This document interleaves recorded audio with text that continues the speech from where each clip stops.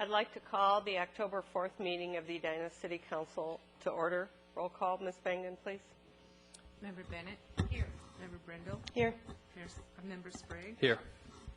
Acting Mayor Swenson? Here. Is there a motion to approve tonight's agenda? So moved. Second. All those in favor say aye. Opposed? Passed. We have a consent agenda. Is there anyone tonight that would like to remove any item on the consent agenda? Yes, I would like to remove items 4C, 4F, and 4G. Okay. Is there anyone else who would like to remove an item? Okay. Is there a motion to approve A, B, D, and E?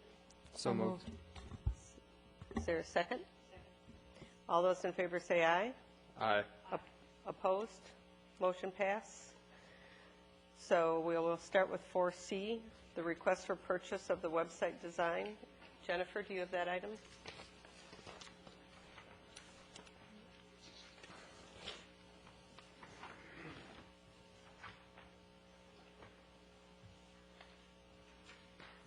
Just had to make sure my microphone was on. Good evening. My name is Jennifer Bennerat. I'm the city's Communications and Marketing Director, and I'm here tonight to talk to you about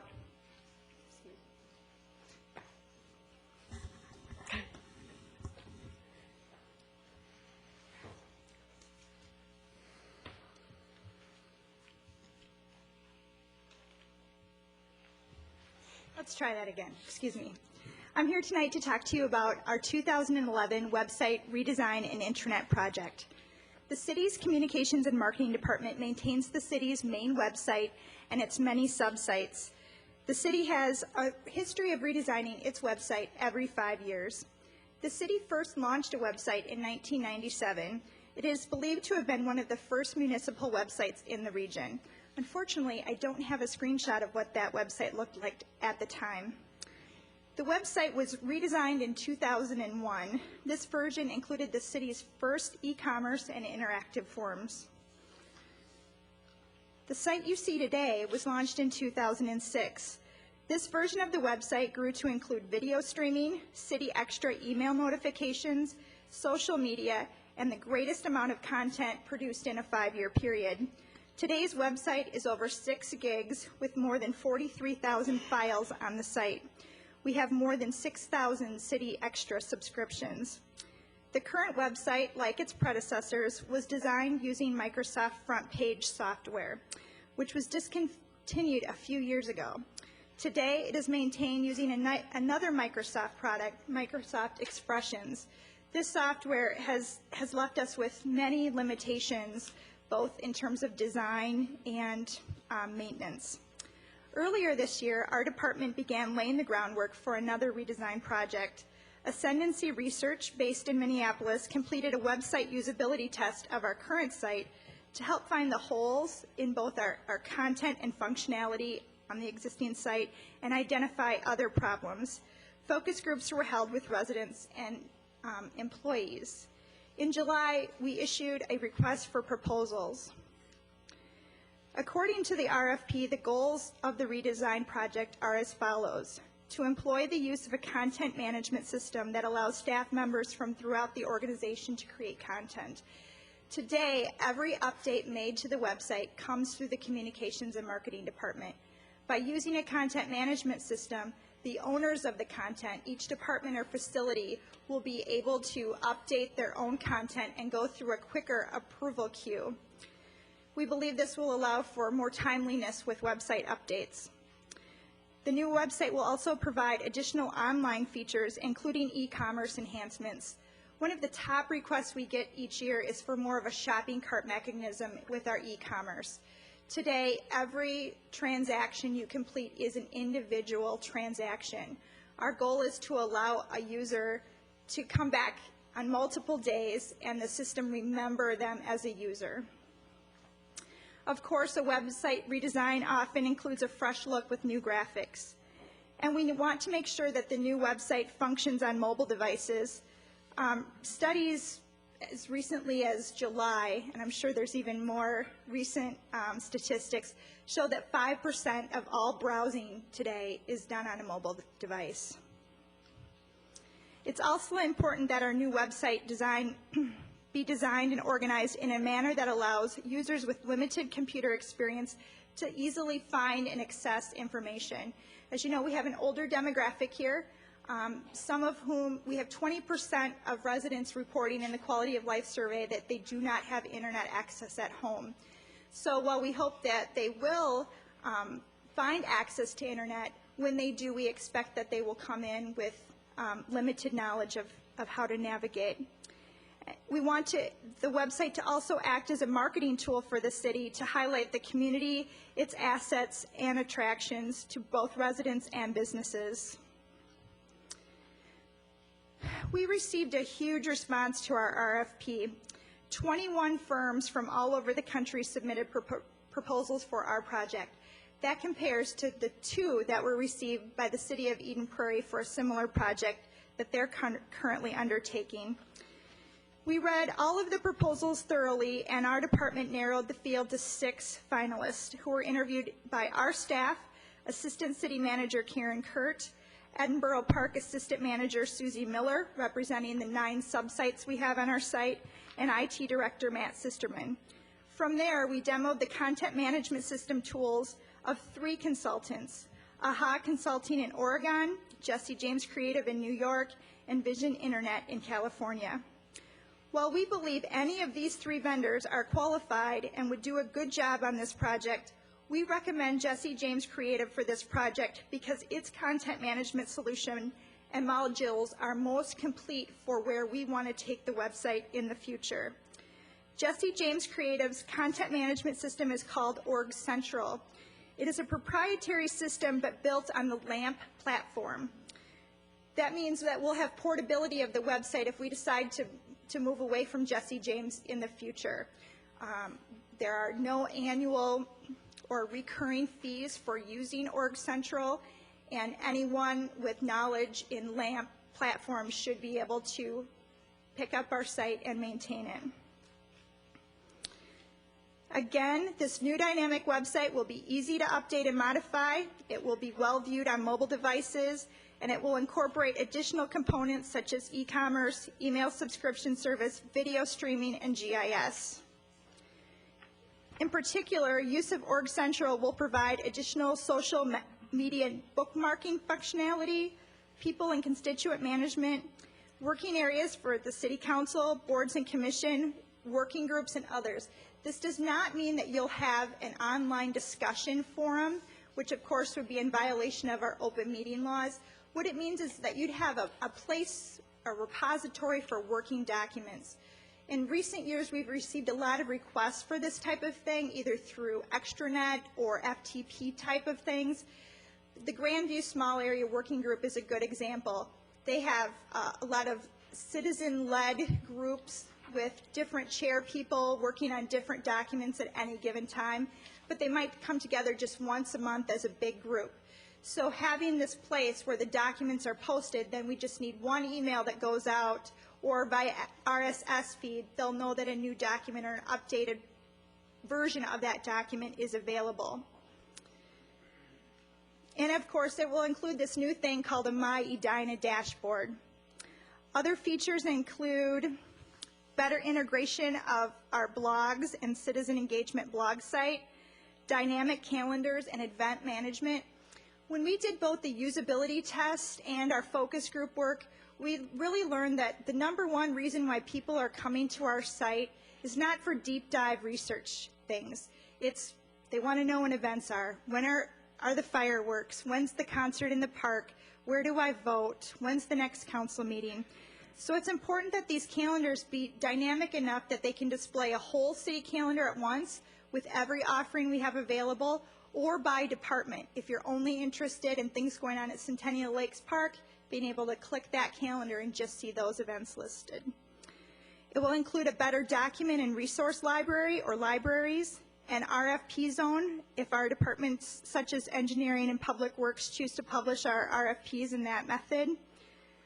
A built-in mail blaster for City Extra, which will allow us to discontinue service with Pentium. Another one of our goals was to reduce the number of programming languages used on our website and the number of third-party vendors we're using. City Extra is just one example. We pay Pentian about $3,000 a year. With Org Central, it's a built-in component at no additional charge. We'll have the option to do built-in polls and surveys. We don't have any specific ideas for that, but occasionally we're asked if we can put out a survey. This won't allow us any additional dollars to do that. We don't have to use SurveyMonkey. It'll be built in right there, incorporated into our website. More photo and video galleries, streamlined e-commerce. And this is what really set Jesse James apart from the other finalists. No other finalist had a complete e-commerce solution, except for Jesse James. Their module will allow us to record or have a back-end database with all of our registered or previous users. They'll be able to come in, register as many children as they want for a single program or activity in one transaction. If they're doing multiple types of things on the website, they will have to enter their credit card information more than once. That is a limitation of this system, but we think this takes us far above where anyone else in local government is right now with e-commerce. We'll have a more robust staff directory as well. After City Manager Scott Neal began work, he quickly authorized us to begin putting our staff emails on our website again. We have been doing that for several months now, but we find that residents want more and more of our contact information. They don't just want our cell phone number, our office number, our fax number, and our email. They want our cell phone and some bio information. This module will allow all of that. Jesse James Creative in New York has an extensive portfolio of website design work for clients that include government, nonprofits, and businesses. Today, just 3 other cities are using Org Central. Bethel, New York is nearly ready to launch its site. If you go to its website today, it's the version on my left. It's terrible. I don't even think they have 3 pages on that site. As you can see, the after or in progress version is quite impressive. Cheney, New York is a longtime client of Jesse James Creative. This shows a before and after. Another one of their sites is Pagosa Springs, Colorado. And here are a couple of other examples of their work. The Association of Fish and Wildlife Agencies.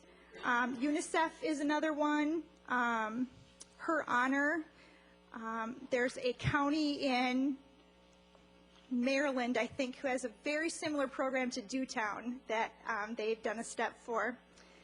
Tonight we are recommending four things.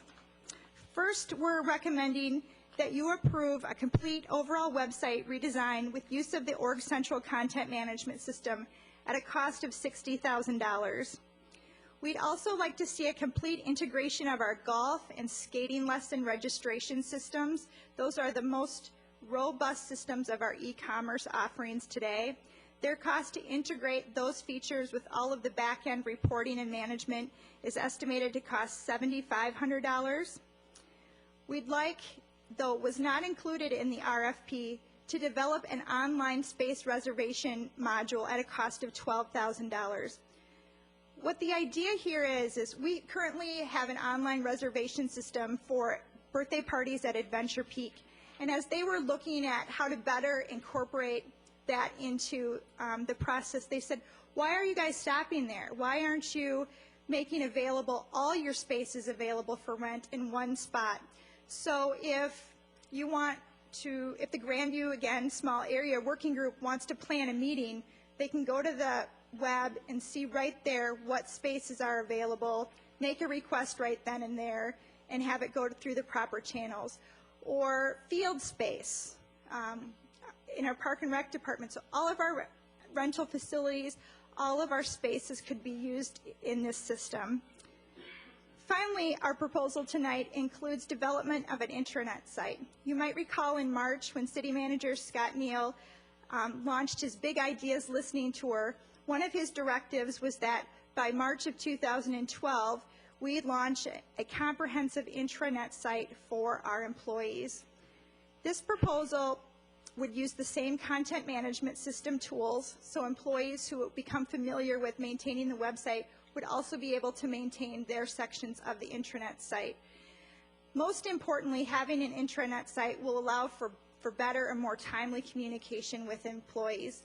Other than emails, the only tool we have to regularly communicate with our employees is our monthly employee newsletter, City Slick. This intranet will allow for much greater and richer conversation with our employees. So the total project cost is $104,500. Jesse James has committed to those being not to exceed figures. We budgeted $100,000 for this project, which of course did not anticipate the idea of an intranet site. We do have the $4,500 in the communications fund to cover this project. Should you approve these recommendations tonight, at your next meeting on October 18th, we'd come back with a formal contract for you to approve at that time. With that, do you have any questions for me? Yes, first of all, I'd like to say thank you for presenting the information. It's really helpful, and had I had it available to me over the weekend, I would have needed to spend a lot less time on this than I needed to spend. It was very helpful to see the municipal sites that they're working on now without any contact information in the packet. But knowing the names, just having the names of those communities in the packet. I went to Jesse James' creative website. They have click on for their work that then leads to websites. But if you click on websites, it doesn't lead to anything that they're working on. So then I Googled the names, and I was able to find Cheney, Washington. However, I found the old page for Bethel, New York, which, as you pointed out, is really underwhelming. And I also found the town or city site for Pagosa Springs, Colorado. But it's not the city site that they worked on, it's the tourism site. So it really would have been helpful to me, and I would have had a much clearer impression going into tonight's meeting of what it was that we were dealing with. That said, I still have a couple of questions or concerns. First of all, I understand that the three companies that you focused on were Oregon, California, and New York. And is there a reason, out of the 21 original proposals you received, were any from the state of Minnesota, understanding that there will be additional travel expenses over and above the cost of the contract? Great question. The question is, were there any firms from Minnesota submitting proposals? Yes, there were a handful. I believe there were 5 from Minnesota.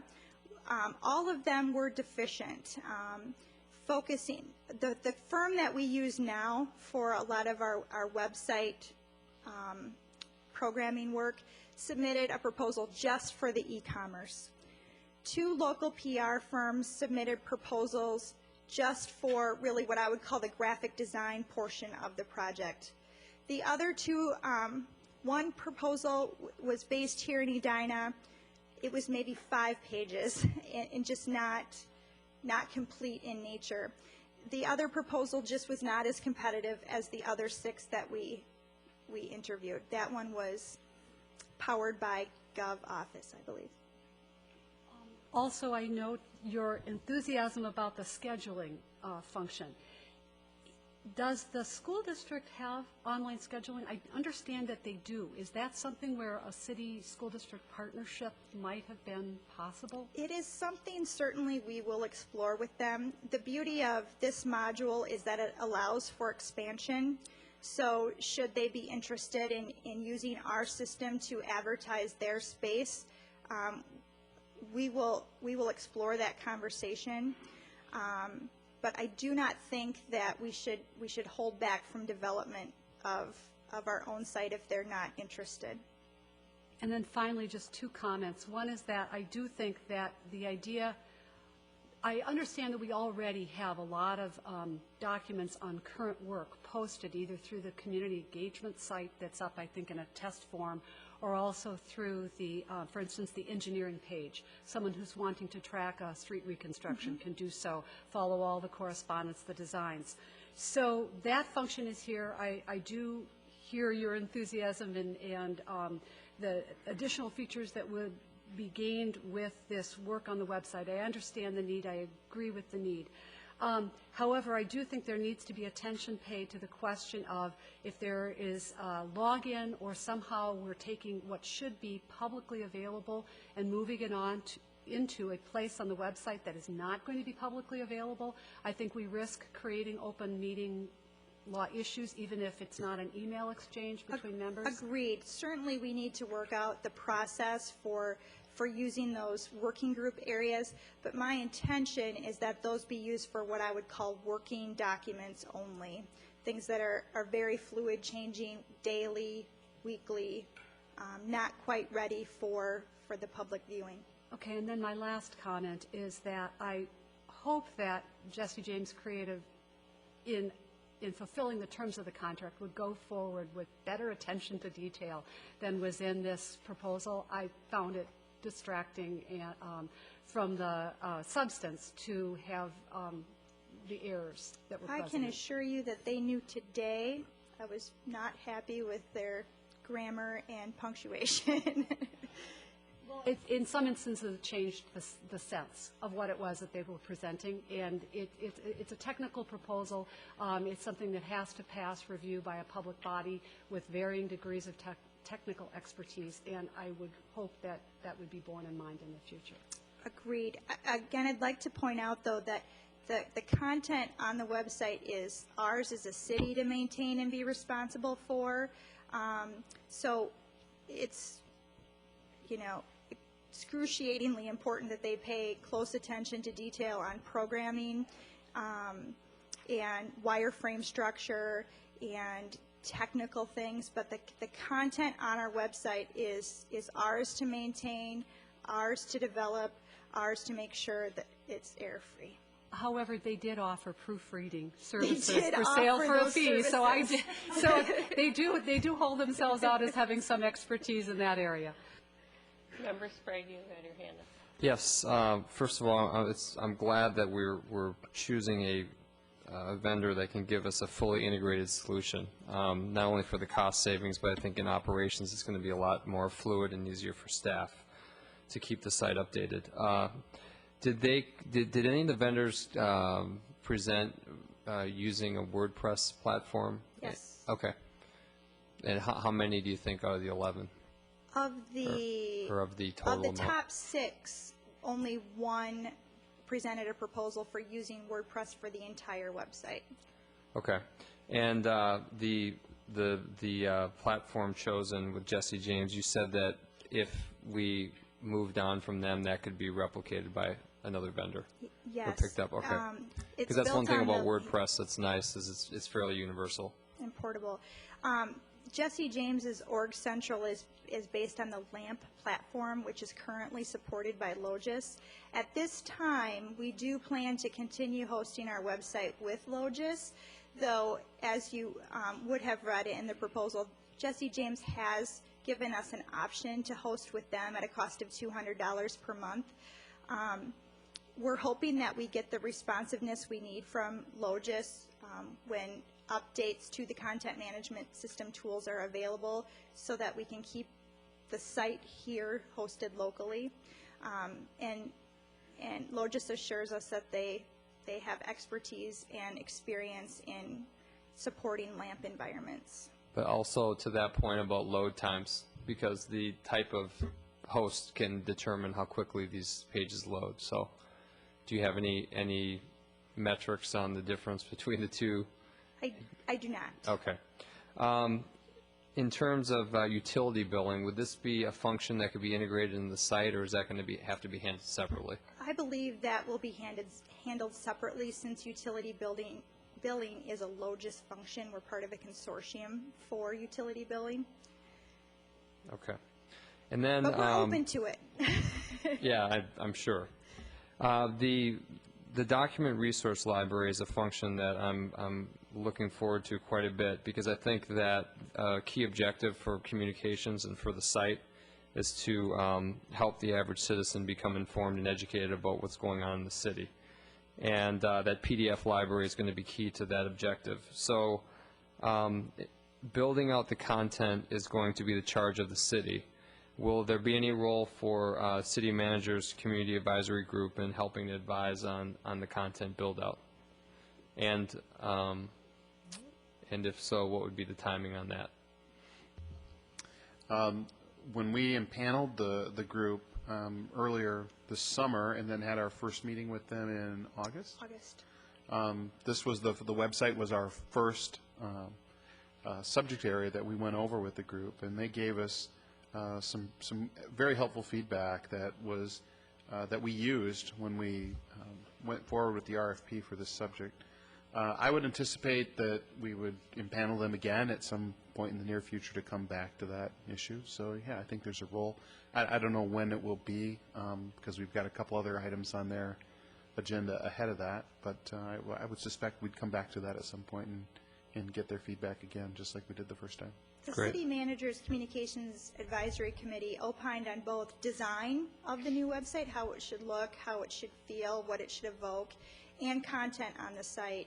So I anticipate as we begin work on the project, when we have some designs for people to react to, they would be a good group to throw those designs out to and ask for feedback and opinion. Okay, great. And then in terms of the intranet feature for $25,000, I know this was Manager Neal's big ideas. Is the return on investment there communication? Is it morale? Is it productivity? Or is it all three? It's all three, and I'm not sure that I could point to a tangible ROI on this kind of development, except to say that right now we don't have a very good communication vehicle to touch all of the different employees that work for the city. Because remember, our staff is working 24 hours a day, every day of the year. Many of our employees that work outside of City Hall, we have a number of different settings, whether they're in liquor stores or fire stations or in maintenance shops. And this is to have one common thing that everyone sees practically every day they're at work is a really important way to build teamwork and camaraderie among the people that work here. Okay. Are we done with questions? No. Sure. Couple comments. I like the tools that are going to be added to this a lot. One of the comments made in here is that they want to create a situation where when the user is browsing the website, they create something, that they land on something they hadn't seen before. And I'm not sure how they're going to do that, but I kind of like it, because if you go in the same way every time, then it's a little like you've passed that sign before and you don't see it anymore. And so if they mix it up a little bit, then it's a fresher experience each time, and it may indeed make it more interesting. They'll learn more than they did before. So that was one thing that I thought was kind of inspired in this. You mentioned the cost if they were to host the site versus keeping it at Logis. What are we paying Logis now, on a monthly basis, or is it annual?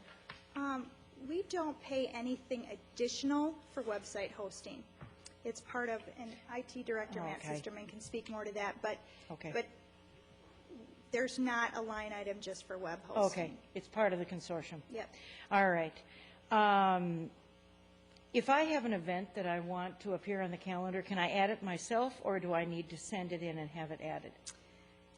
At this time, with the initial rollout, it will all go through staff. But instead of just going through communications and marketing, if you're having the event at Centennial, you can go through the Centennial staff. You can still go through us.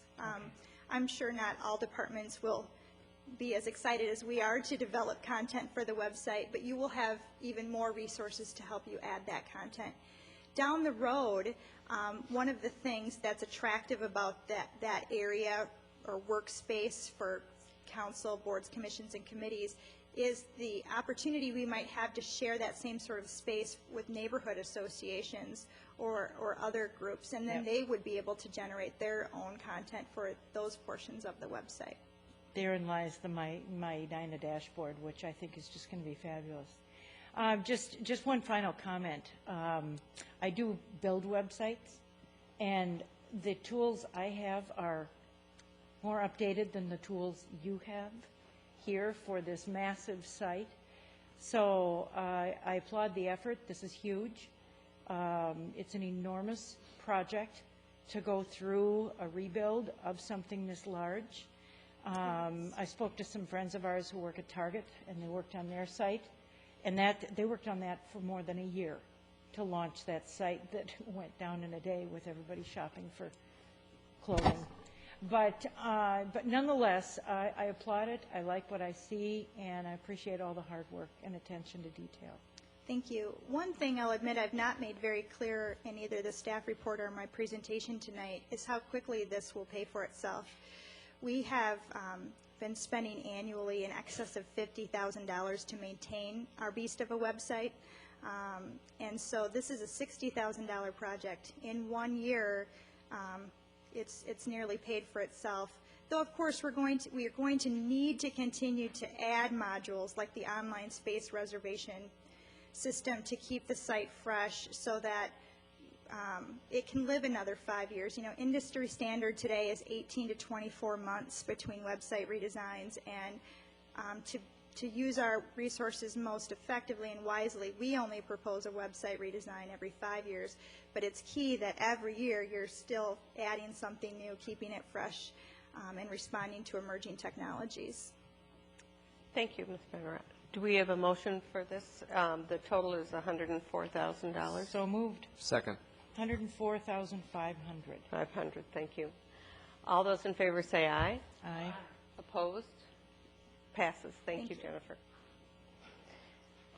The next one is the energy savings agreement with McKinsey, and I think you pulled that one too. Manager Neal, do you have that? I do, but I'm going to ask Mr. Struve if he would come to the microphone too. Be happy to answer any questions. This project is related to the solar panel discussion that we had with the council, I believe the last meeting in August or first meeting in September. The projects that are part of this list are a comprehensive set of projects that are designed to produce energy savings associated with energy efficiency that are happening in a number of our facilities. The savings that result from these projects are aggregated and are used to defer the cost associated with doing the projects, and that's where this project is a little different than perhaps your standard public project, because we're pledging the savings from these projects to the debt service that we're going to use to finance the projects. And part of what's unique about this program in Minnesota is that the Guaranteed Energy Savings Program, that the contractor, in this case McKinsey, is on the hook for not only monitoring those energy costs, but ensuring that there's a sufficient amount of savings, that if there isn't a sufficient amount of savings to cover our debt service on an annual basis, they're obligated to pay the difference between what we save and what we owe. Okay. Member Bennett, your questions? Yes, we received some correspondence from a resident today whom I think serves on one of our Energy and Environment Commission committees. And he raised some questions regarding whether or not this had been put out for bid competitively, the question of the existence or his belief, conviction, that there are local companies that are qualified to do this work and would bid competitively. And finally, my question before I received his correspondence was, with a item in this packet for ongoing monitoring at a cost, I think, of $5,500 a year, how does what is proposed fit with the measurement that's currently being conducted at a very small fee by ULI, the B3 entries, and then that ongoing measurement, that ongoing baseline and ability to compare data on an annual basis. How does what McKinstry offers, so it's just a part of what they're offering, but how does that fit together? So your first question was, why didn't it go out for bid? Thank you. The projects that are part of this, the bundled, I'll call them a bundle of projects that are part of the contract that's before you tonight, are projects that were identified by McKinstry. The projects that are part of this program, because there is a guarantee associated with them, the statutory or the statute allows the projects to be outside of a standard public bidding process because there is this guarantee that comes with them. And because there's a guarantee that comes with them, I believe the statute is allowing them to be outside of that process because of that guarantee. Is that normally when we would do public projects, of course, you go through a public bidding process, but that's not part of this process. And Mr. Ackerson is with McKinstry. He may be able to answer that question as well. Well, first a question, was the work that McKinstry did to analyze city properties and identify the energy conservation measures that could be adopted, was that done for a fee, or was that done prospectively as part of this bid? That work was done prospectively as part of this project, right? And that was not bid out. I brought McKinstry into this opportunity because we were really pressed for time with the solar project. And when we got working on the solar project, we needed to bundle the solar project with a number of other projects so that it had a more reasonable return on investment. So that's why they became linked together. I guess my follow-up to that is, statutorily, we could operate outside the no-bid process, but is that the best practice in this scenario, or are we leaving money on the table with other vendors? I mean, that's the underlying question. How do we gauge that as a policy body? Mr. Ackerson, you want to comment on that? You've done this before. Sure. Could you introduce yourself, please, before you speak? Absolutely. Members of the council, my name is Greg Ackerson. I'm with McKinstry. And to answer the questions about the bidding, I think there may be two kind of questions being asked at once. And so the first one is, in essence, of the contract with us, the state holds a list of pre-qualified energy services companies that are qualified to do this type of work within the state of Minnesota. And so any municipality has the ability to enter into one of these guaranteed energy savings contracts as long as it's with a state pre-qualified contractor, which we are. So that's one side of it. The other side that I think one of the council members also asked was, while the city manager, Scott Neal, was absolutely correct that the statute, in essence, says that if somebody is willing to guarantee the performance and guarantee the costs of a project, that they are then exempt from the public bid laws, because they have to have control over the quality of work that's being done, and so they have to have the ability to choose trusted contractors. So the project, in essence, then becomes, it doesn't fall within the requirements of the public bid laws. However, in this case, we did actually get quite a number of bids from both local contractors for the solar PV, as well as from a little bit further out. But we had, this was done a little while ago, so if memory serves me correct, I think there was about 7 different bidders that we had look at the solar PV, and we actually even then went through kind of a value engineering round and then rebid it out again. So we had a number of contractors, both local within Edina, as well as further out, meaning the greater metro area, look at the solar PV. Do you have more? Yeah, a couple other questions. And then in terms of, we have talked, another one of your big ideas was a facility manager. We've talked about, I think we've authorized that. How does this time out with that hire? I mean, it would seem to me that you would want your facilities manager to be doing their own due diligence on the facilities. Maybe their improvements, cost savings improvements match up with this list, maybe not. How do you ensure that that can happen? Well, I think that the person would be a pretty key person in coordinating these projects to happen, because as you see, there are a large number of small projects that are occurring in all of our different facilities, and I know from experience that McKinstry needs somebody on the city side to coordinate with to make sure these projects get carried out, and that employees and in many cases citizens are notified about access and that sort of thing while these projects are going on. So that person, in a sense, will serve as the city's construction manager for these projects. So I think that the list that's been presented is a list that is pretty conventional, I would characterize it as, and but it's going to be a lot of work and will take, you know, the better part of a year or more to fully accomplish. And then on the warranty section, C1 of the contract, it says scope of work and so on. What are the completion for warranty? Are there any other specific warranties that aren't listed in this in relation to each project, or is it just one blanket warranty? I may have to defer that question to the city attorney. The warranty section?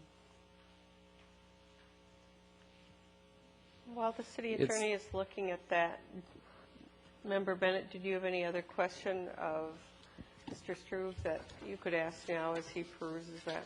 Well, Mr. Struve or Mr. Ackerson, and that is, how does this monitoring measurement function fit with what the city has already arranged for? I understand that the agreement with ULI is for the creation of a baseline. But the B3 database, the advantage of that is it's ongoing. I was present at that presentation that you made, and part of what I was struck with is that in terms of at least that baseline function, establishing the baseline in that comparison annually, it was apples and Volkswagens to an extent. I mean, what you were talking about was what you're describing tonight, the work that's in front of us this evening. But there is a part of this agreement, again, the ongoing, the $5,500 a year. And how does that piece fit with, again, the program that we agreed to? We can kind of tag team on this one a little bit. The B3 program, again, for those who may not be familiar, is a baseline program set up through the state of Minnesota to evaluate all our facilities for energy and gas costs. It does take some work to gather all the data, which is we're in the process of going through right now. The benefit with that is we will be able to see what the last, I think, since about 2007 or 2008 lines. So as these energy improvement measures are enacted, we should see real-time energy savings in that B3 in our energy usage, and which will translate into improved building performance on that B3 program. What measures they're going to be doing for that $5,000, I'll let Greg address. So forgive me here because I'm going to go a little deep in the weeds just to answer your question. So if I bore you, I apologize in advance. But as Jesse just said, B3 is a great tool, and what it does is what we would call whole building regression modeling. So what that does is take a look at the utility bills for a building over a year by year. And so you see what each building is doing then on a difference from 09 to 10 to 11 to 12. The difference into what we're doing is I like your analogy of apples and Volkswagens. But what we do then is actually look, instead of from that whole building regression model analysis, we look at it with a bit more precision, and we look at each facility improvement measure by facility improvement measure. So as an example, where we do lighting retrofits, we'll actually calculate what the lighting retrofits are saving within each facility year by year. And so what happens is whole building regression model is a wonderful thing, but as you can imagine, plug loads, changes in number of monitors, sizes of monitors, those kinds of things all get washed in there. And so it's a great benchmark, it's a great thing to track, a monitor from a carbon footprint, from all those kinds of things, but the precision isn't there that we as an engineering organization we're kind of a bunch of data geeks, so precision to us is very, very important, which is why we go to that next level with facility improvement measure by measure and figure out exactly what each one is doing on an annual basis. On that note as well, so that's what that $5,500 covers, just the engineering time to go through, do the quantification, do the weather normalization to be able to compensate for warmer winters, cooler summers, those kinds of things, and then prepare that annual report. That we can't get out of that agreement. The city, on the other hand, can cancel it at any point. So what I say that is that measurement and verification analysis then is what we use at the end of the year to say if we're short, then we write a check for X number of dollars to make the city whole. If after 1 year, 2 years, 3, whatever duration, the city at any point can cancel that contract if they so desire. We, on the other hand, can't cancel it. We're obligated to do it so that if there's a shortfall 1 year, you guys would obviously want to continue because we would write you a check then for that shortfall. So we can't get out of that agreement, but the city, on the other hand, can cancel it at any point in time that they so desire. That, again, I apologize if I went a little deep in the weeds, but. Okay, Attorney Knudsen, do you have an answer to Member Sprague's question? Are the guarantees just on that one page, or are there other more specific ones? Paragraph 15 contains the warranties, guarantees. Okay. Yes. It's paragraph 15.1 and 15.2.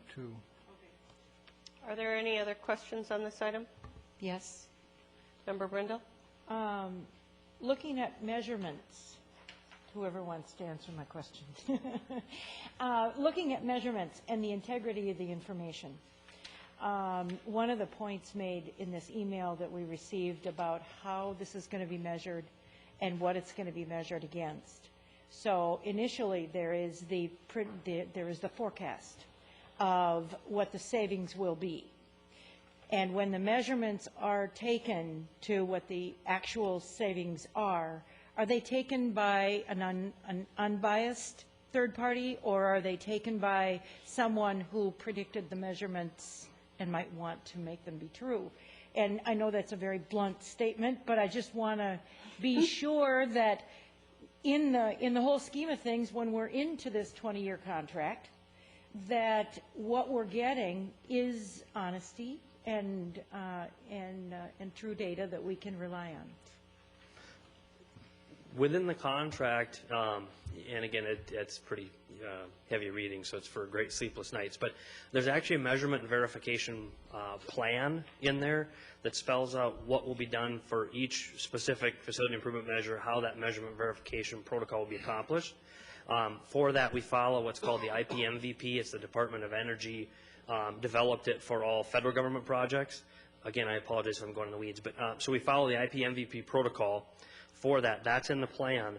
The measurements, as a general rule, it depends a little bit upon the option within the IPMVP, but the measurements are generally taken pre-installation and post, and they're generally taken by the installing contractor, so one of our subcontractors, as well as we like to have city staff there as well to witness those measurements. And at the end of the year, then when we do the calculations, that's a whole lot of spreadsheets, as anybody is again, more than welcome to analyze and vet through. And it's simple engineering from that perspective. Great, thank you. Member Brindle, it does say in that warranty section that they pledge good faith and high professional standards and quality. So I think that would, yeah. Manager Neal? And I would suggest there's a really important role for the EEC in that, very specifically in that area, where we want to have some kind of an annual meeting that involves staff, EEC, and contractor, so that we can have a discussion about who did what and who measured what and how did it turn out, and have that there's just a good public accountability sense that can come with that. That's really important to this process. Great. Anything else on the topic? Do I have a motion? So moved. Second?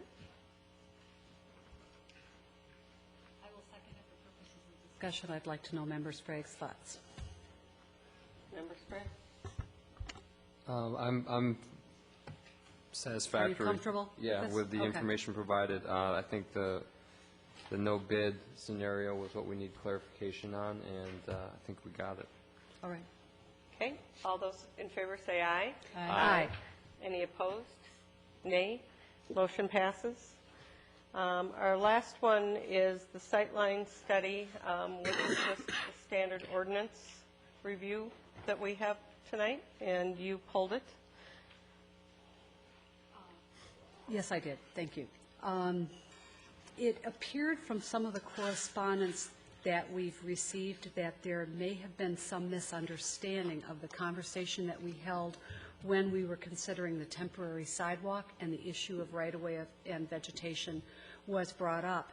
Some of the correspondence we received stated that they thought the issue had been resolved, and my recollection of that discussion was not at all, that the issue had been identified. Right.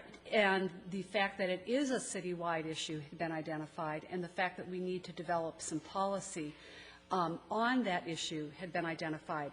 And that leads to my second reason for pulling it off the consent agenda, and that is that although the description of the matter is a specific location for dealing with right-of-way and vegetation, in fact, there appears to be a 6-point policy identified in this.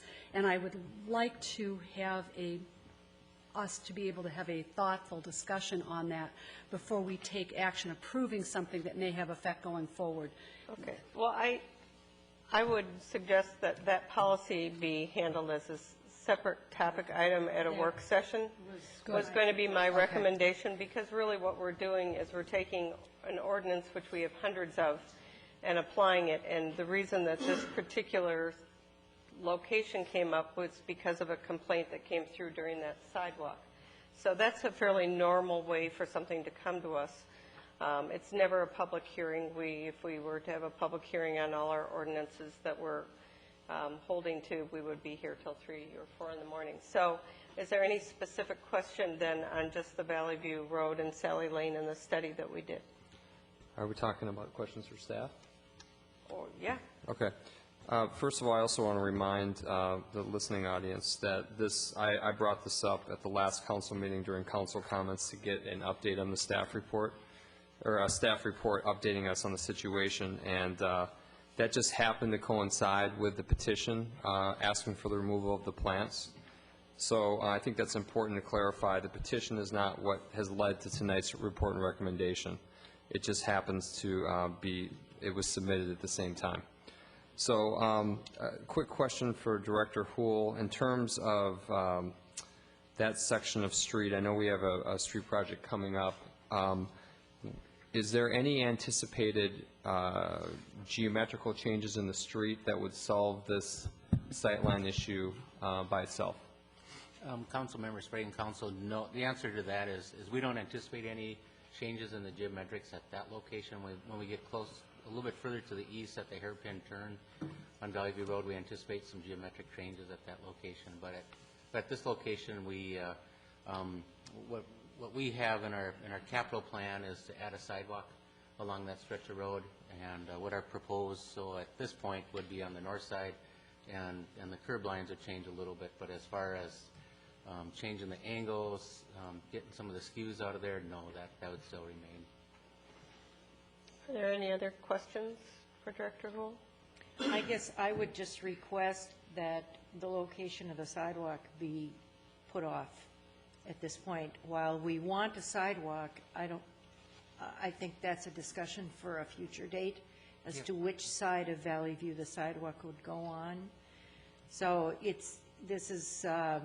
You want to make it clear that I do. That the clear view isn't connected with the sidewalk That's issue right. And where it goes, and That's by right. having clear view doesn't establish the sidewalk on the north side. That's right. Is that correct? That's right.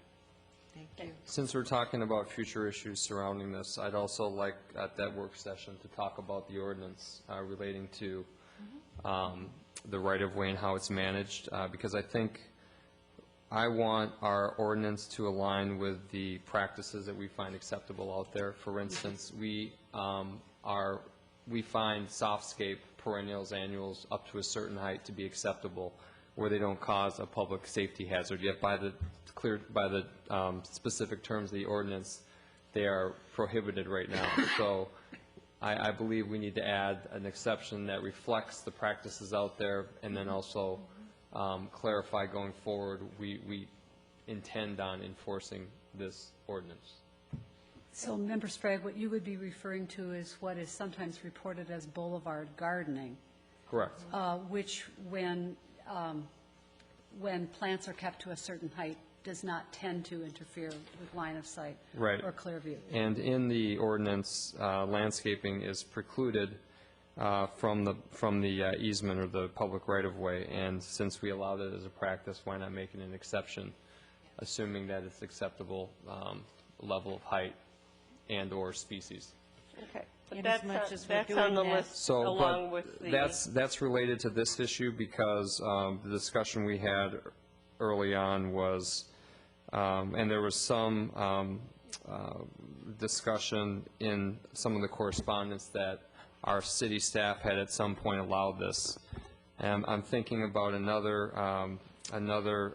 place that came up on the Valley View sidewalk where someone had suggested that at some point city staff said it was okay to plant. But I'm assuming there is a caveat, as it is with anything in the boulevard. Yes, you can put something there, but it's at your own risk, and if a future project requires, or a future decision requires its removal, that's how it's got to be. So I know that for the, there were several people on Valley View with significant landscaping that were forced to remove it at their cost. Is that correct? Mm-hmm. That's true. You're talking about Valley View And over by over- the community Right, center. over by, right. But Yes, what sorry. I don't Valley View. want to make it appear is that we're singling out anybody, but that we're trying to have a uniform practice and an ordinance enforced that reflects that practice as well. Any other comments on this? Can I have a motion So moved. and a second? All those in favor say aye. Aye. Any opposed? Motion carries. Thank you. That takes care of the consent agenda. We have a special proclamation tonight, and I'd like to read it for you. Whereas the City Council and the City of Edina hereby agree we must safeguard schools and communities for our children, and through our recognition of the serious issues that face them each day, offer our children an environment that holds promise and security. And whereas many organizations, school districts, educators, and parents have publicly expressed concern about the bullying of children, and whereas each day an estimated 160,000 children nationally refuse to go to school because they dread the physical and verbal aggression of their peers and the loneliness that comes from being excluded, and made the target of rumors and cyberbullying, and whereas many more students attend school in a chronic state of anxiety, and whereas it is important that we acknowledge and heighten awareness about the serious issues and the negative effects of bullying, including the long-term damage it can cause in our youth, as well as the risks of teenage suicide, and whereas providing a safe physical and emotional environment is a significant goal and a personal responsibility of each individual, and whereas it is time to stand up for character and down to bullying, now therefore be it resolved that the City Council and the City of Edina hereby designate the month of July 2011 as Bullying Prevention Month in the City of Edina as a symbol of our commitment to the year-round struggle against bullying. Can I have a motion? October? What did I say? Oh, okay. Thank you. Whew. All those in favor say aye. Aye. Okay. Opposed? The proclamation passes. Is Lisa Finsness here? Can I hand you this, and if you have anything to say, please go to a side podium and introduce yourself, Lisa.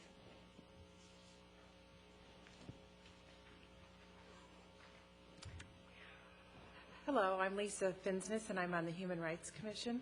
And I would like to thank all of the members on the commission, and especially those of my colleagues who are here tonight. We have Meg Newell, and Steve Winnick, and Arnie Bigsby here tonight in support of this resolution as well. And I would just like to thank your continued support for this very important issue.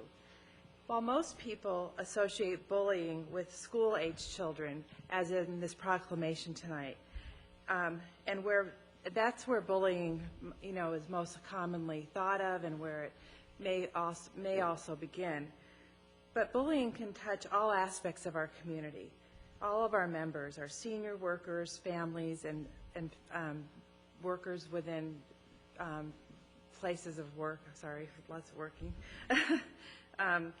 And so we really applaud the city for issuing this proclamation and for your continued support and the work of the Edina Human Rights and Relations Commission. Thank you very much. Don't leave, it's picture time, but I'd like to invite the rest of my council members down with me. This is an important thing, and if we're going to take a picture.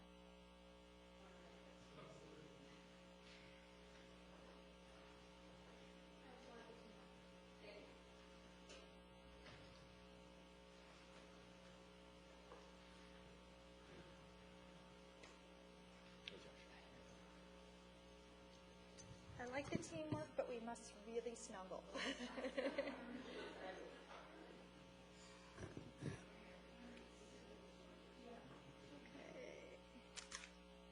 Big smiles.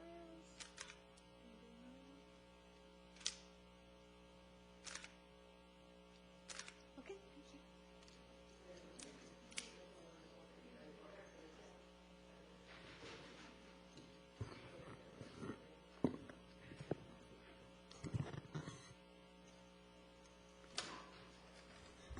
Thank you to all the members of the Human Rights and Relations Commission for all the work you've done on bullying. The event that we had, how long ago was that? That was in April, was a huge success. I think many of us were there, and we just applaud you for your conviction and for your commitment to these issues. So thank you. And now we have the Excellence in Community Storm Sewer Blue Star Award. Jesse. Mayor Pro Tem Swenson, council members, thank you for this time. I'll be bringing up Trevor Russell, program administrator for the Minnesota Blue Star Award program, to present us a award and kind of give you a background of the program as a whole. I'll just talk briefly. It is part of the Green Steps program. The Blue Star program is assessment of our storm sewer, wide range of policies and practices in 3 core areas. It revolves around water-friendly planning and preservation, stormwater management standards and practices, and stormwater pollution prevention. That's about all I'll speak with, but welcome, Trevor. Thank you. Trevor, do you want to introduce yourself first before you start? Yeah, Mayor Pro Tem, council members, my name is Trevor Russell. I work with an organization called Friends of the Mississippi River, but I'm here tonight representing the Blue Star Award Program. The Blue Star Award Program is a unique joint venture between Friends of the Mississippi River, the MPCA, and the Minnesota Green Step Cities program, which was mentioned earlier, Emmons and Olivier Resources, several watershed districts, including Minnehaha Creek Watershed District, and a private foundation, all of whom came together to fund and form the program out of recognition that sort of clean, safe, healthy waters are a fundamental part of our way of life in Minnesota, whether this is our community or cultural heritage, hunting, fishing, recreation, clean, safe, healthy communities. These are, I think, values that Minnesotans hold dearly. The background of the program is this, that while many communities, cities, townships work diligently to protect water resources, all communities aren't equal. Current state and federal programs require cities of this type to have what's called an MS4 permit. I won't go into the details, but I think you've been educated on that somewhat already by our friends in the NEMO program. But essentially, cities have minimum control measures, certain benchmarks that they need to meet in order to comply with their state water quality permit.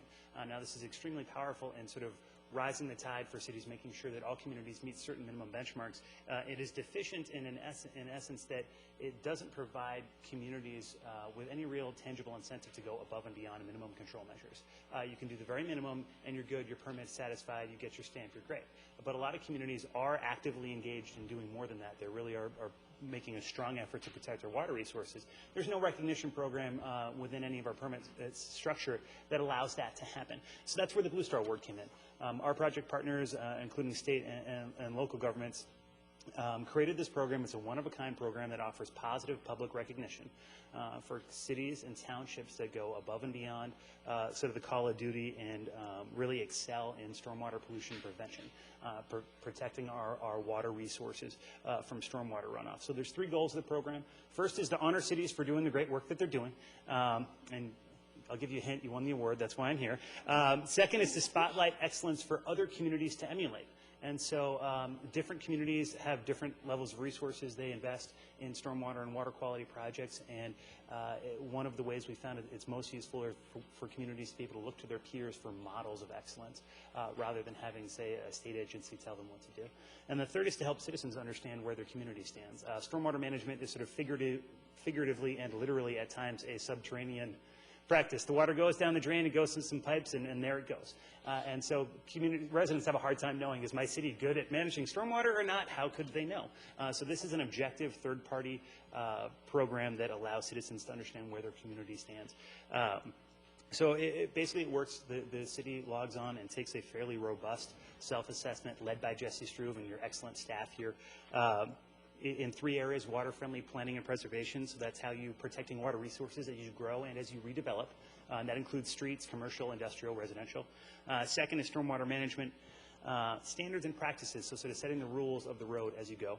Third is stormwater pollution prevention. So how are you preventing pollution in the first place? This gets to good housekeeping, street sweeping, public education, outreach programs, helping residents do their part as well. The City of Edina was able to score high enough on the Blue Star assessment to earn the Blue Star Award.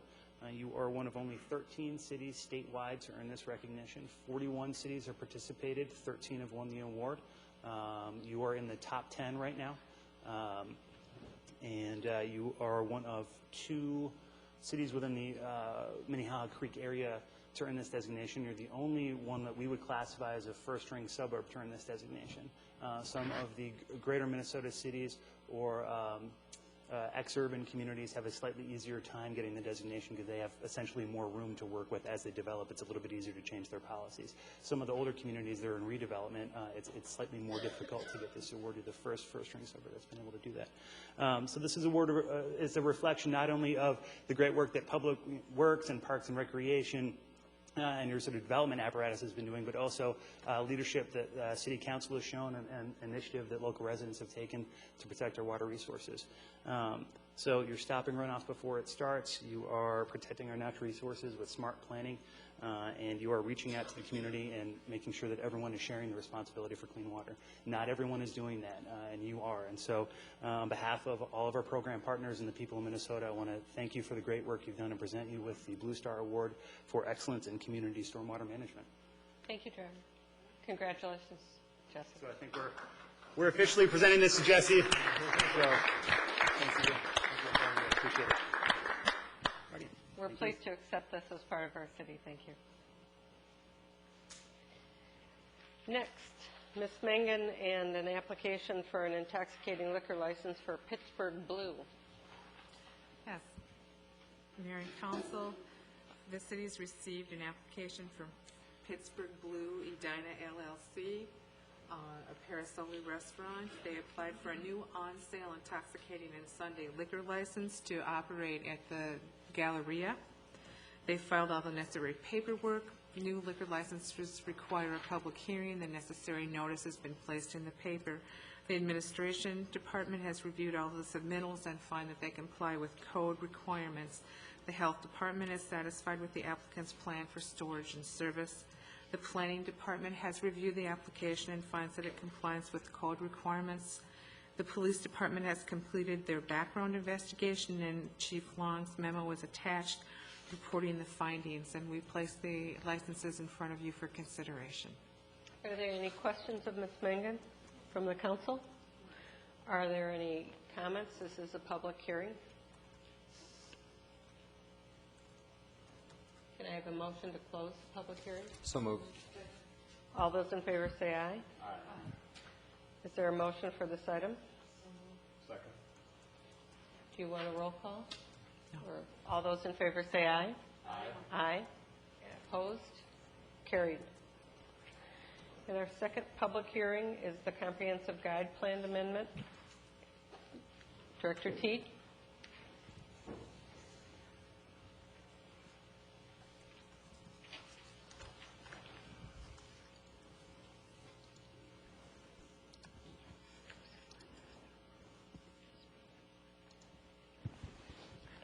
Okay, thank you, Mayor Pro Tem and members of the council. Before you is a comprehensive plan amendment, a rezoning, and a site plan.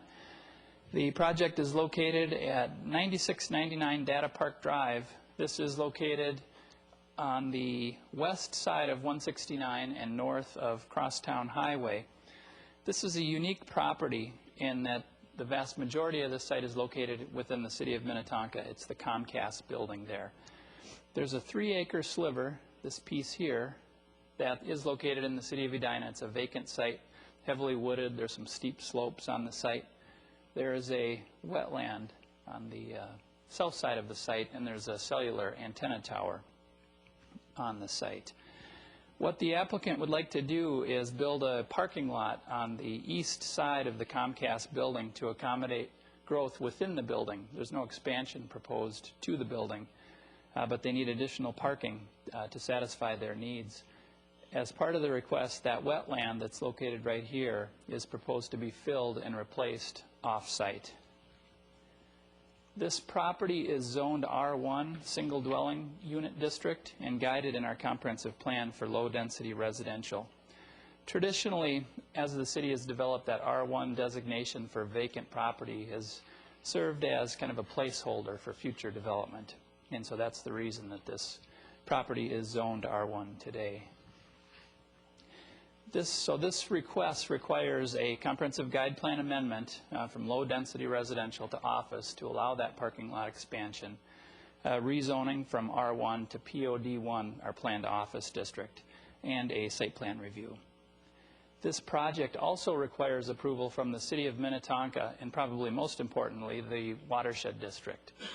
In determining the filling of that wetland and replacing off-site. So if they don't receive those approvals, the project doesn't move forward. So any approval would be contingent on both Minnetonka and 9 Mile Creek Watershed District approval. So the primary issue that staff and the Planning Commission looked at is this, are those requests reasonable for this site? And we find that it is, essentially for 3 reasons. First, that R1 zoning designation has served as a placeholder for future development. The surrounding land uses here are all office. Within the city of Minnetonka, this area is all guided for mixed use. It's predominantly office within this immediate area. Low-density residential wouldn't seem appropriate in this site, given the office located to the west, and then the freeways to the south and to the east. And lastly, the applicant has worked closely, primarily with staff at the city of Minnetonka, to try to come up with a site plan here that minimizes tree loss on the site and impacts to the slope. And so their belief is that they've accomplished that by pushing it into the Edina side. So with that, staff and the Planning Commission are recommending approval of the project subject to the findings and conditions that are in the staff report. And I can stand for questions. I have a question. Does one of these plans show replanting trees alongside? I was trying to find if it looks like it might be L1 that shows restoration of trees so that it's not just, I mean, because we're going from a wooded site where we gave them permission to put a tower, which is just slightly, I think, north at the northeast corner, right? And one of the huge arguments, of course, when we did that is you barely really see the tower because it's a hill and it's covered with trees.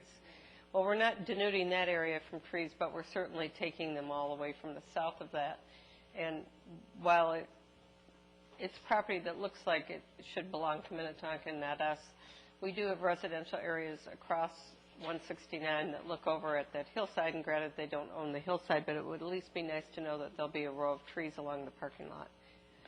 Yes, they will be, these trees here, these kind of darker trees, those would be newly planted. Okay, so 5 trees? What are those? What species are those? I'd have to take a closer look at the plan. I don't know that off the top of my head. Well, But I can look check to that me, and it's, I should have maybe gotten the magnifying glass out, but a linden that's 3 foot or 3. Okay, so I can have is the proponent here to speak to Yes, what they are? yes. Okay, we'll ask him that question. Does anyone have any other question of Director Teague? Just a couple, if I might. Director Teague, you made some explanation before the Planning Commission about the existence of R1 as kind of a placeholding zoning designation. Can you explain that a little further to us?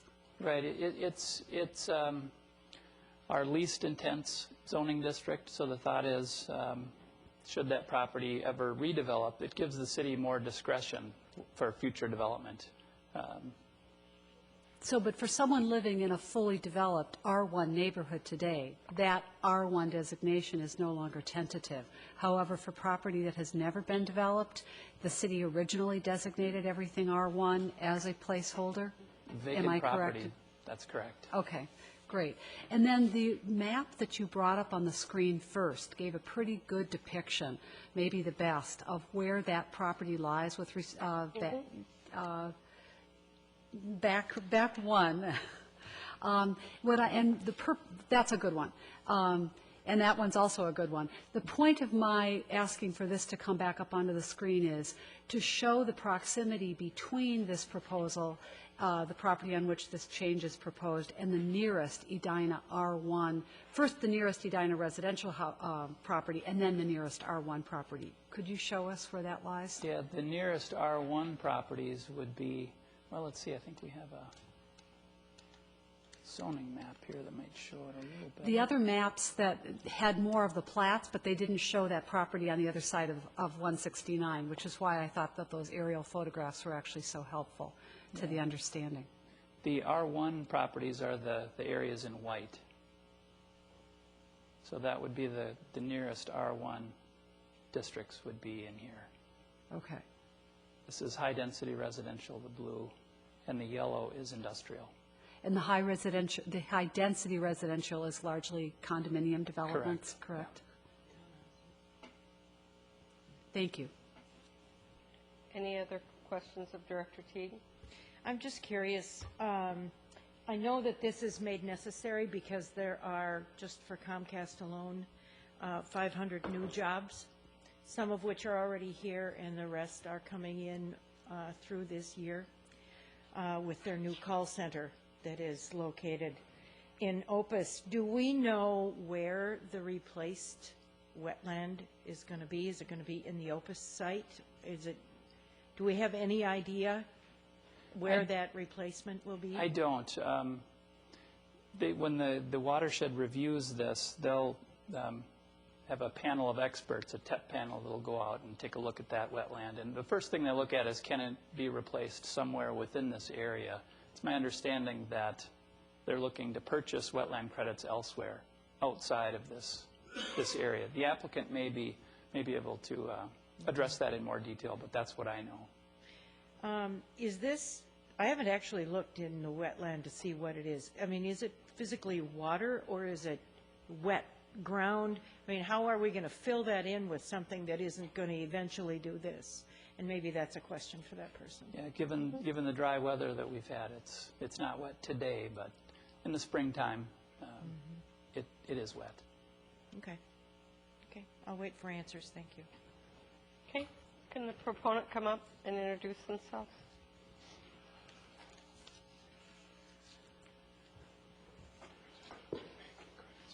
I'm Brian Hellman. I'm the architect for Comcast. Which question would you like me to start with? Why don't you start with Member Brindle's question about the wetlands and what you're hoping to be able to do to replace them? Sure.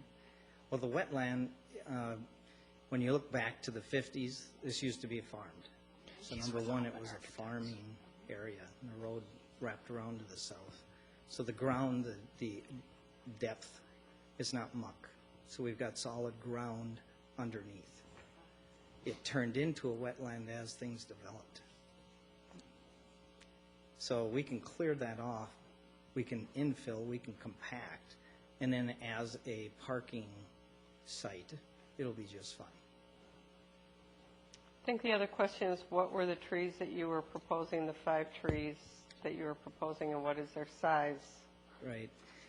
I would have to look myself. One of the things I'd ask you to look If at. you can read it, I'll give it to you. Okay.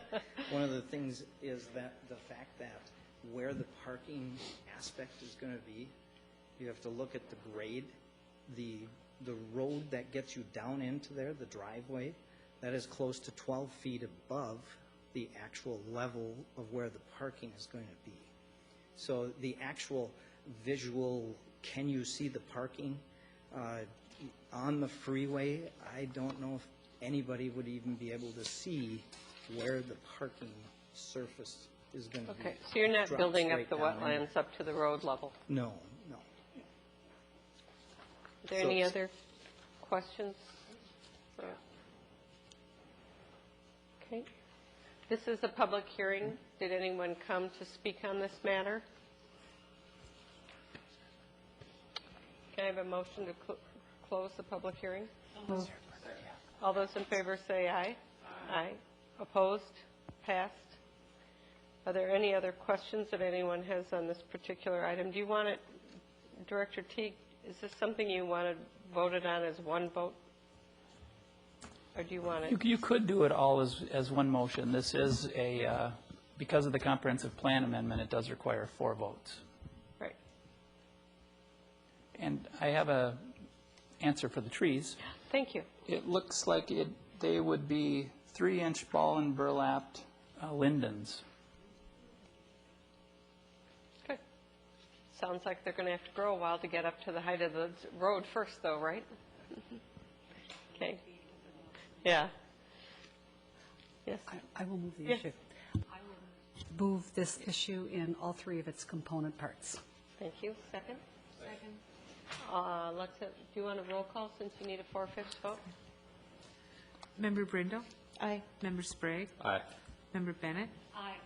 Acting Mayor Swenson? Aye. Passes. Thank you. Community comment?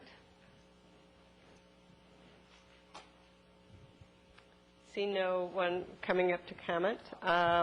We have the resolution to accept donations. So move. All those in favor say aye.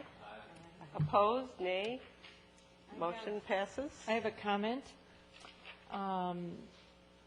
One of the items here is a cash donation from the Edina Community Foundation to Edina Park and Rec. And I would recommend that donations that come through the Edina Community Foundation be identified with something other than the foundation, because the foundation is a holder of a whole host of funds. And being that this is a Park and Rec gift, I can think that this might be for children, which means the origin might be the Van Valkenburg Fund for Children. If this is an activity at the Edina Senior Center, it may be, the source may be the Otto Bang Fund for Seniors. So I guess I would, not that the foundation shouldn't be identified, they should be, but I would like to see some of those other opportunities that folks have to support Park and Rec highlighted as part of our accepting these donations. Manager Neal, do you think you could forward Member Brindle's thoughts? That's a good question, and I want to ask Ms. Mangan, is that how do we receive that information from them? Do they give us that information when they? Manager Neal, Mayor and Council, typically those come through from various departments. This I know was for use by the Barnyard Boogie, but I don't have anything other than it came from the Edina Community Foundation. I do know occasionally we have citizens who choose to remain anonymous. So Right. they make their donations through the foundation to keep their anonymity. But further than that, in this case, I couldn't answer that. So when we have the ability to know and we can find that information, be happy to pass it along. Correct. And we will post all of these on our website so that Correct. anyone can see what the donations were this month. Member Bennett, did you have something? Yes, I have a follow-up to Member Brindle's request, and that is that in some instances, I think the Edina Foundation is collecting contributions in the aggregate. In some instances, I know that anonymity is important to the donors. In other instances, I think someone is going through the Edina Community Foundation because of its 501c3 status. And one of the more recent instances of that was when the sculptor himself donated a sculpture to the city. And the record reads, the council record reads that the Edina Foundation donated that. And I think the effect of that, I think, is to somewhat obscure or minimize. I don't think the sculptor was requesting anonymity. And so in terms of the clarity of the record and people understanding the enormity of the gift that this sculptor gave to the community, it gets a bit obscured when that's the way that the record reads. Thank you. We're now on to item 8B, which is the sale of general obligation bonds. Manager Neal? Yes, we have with us tonight Mark Ruff from Ehlers and Associates. Hey, that's okay. At least I know the guy. Believe October me, I know instead his of July, name. so. And also Mr. Wallen, our finance director. I'm not sure which one of you plans to go first. John? Tonight before you is the sale of Resolution 2011-95 for the sale of what $15,100,000. That number will change as Mr. Ruff will go into some detail. This is for utility purposes as well as street reconstruction purposes. With that, I will introduce again Mark Ruff from Ehlers.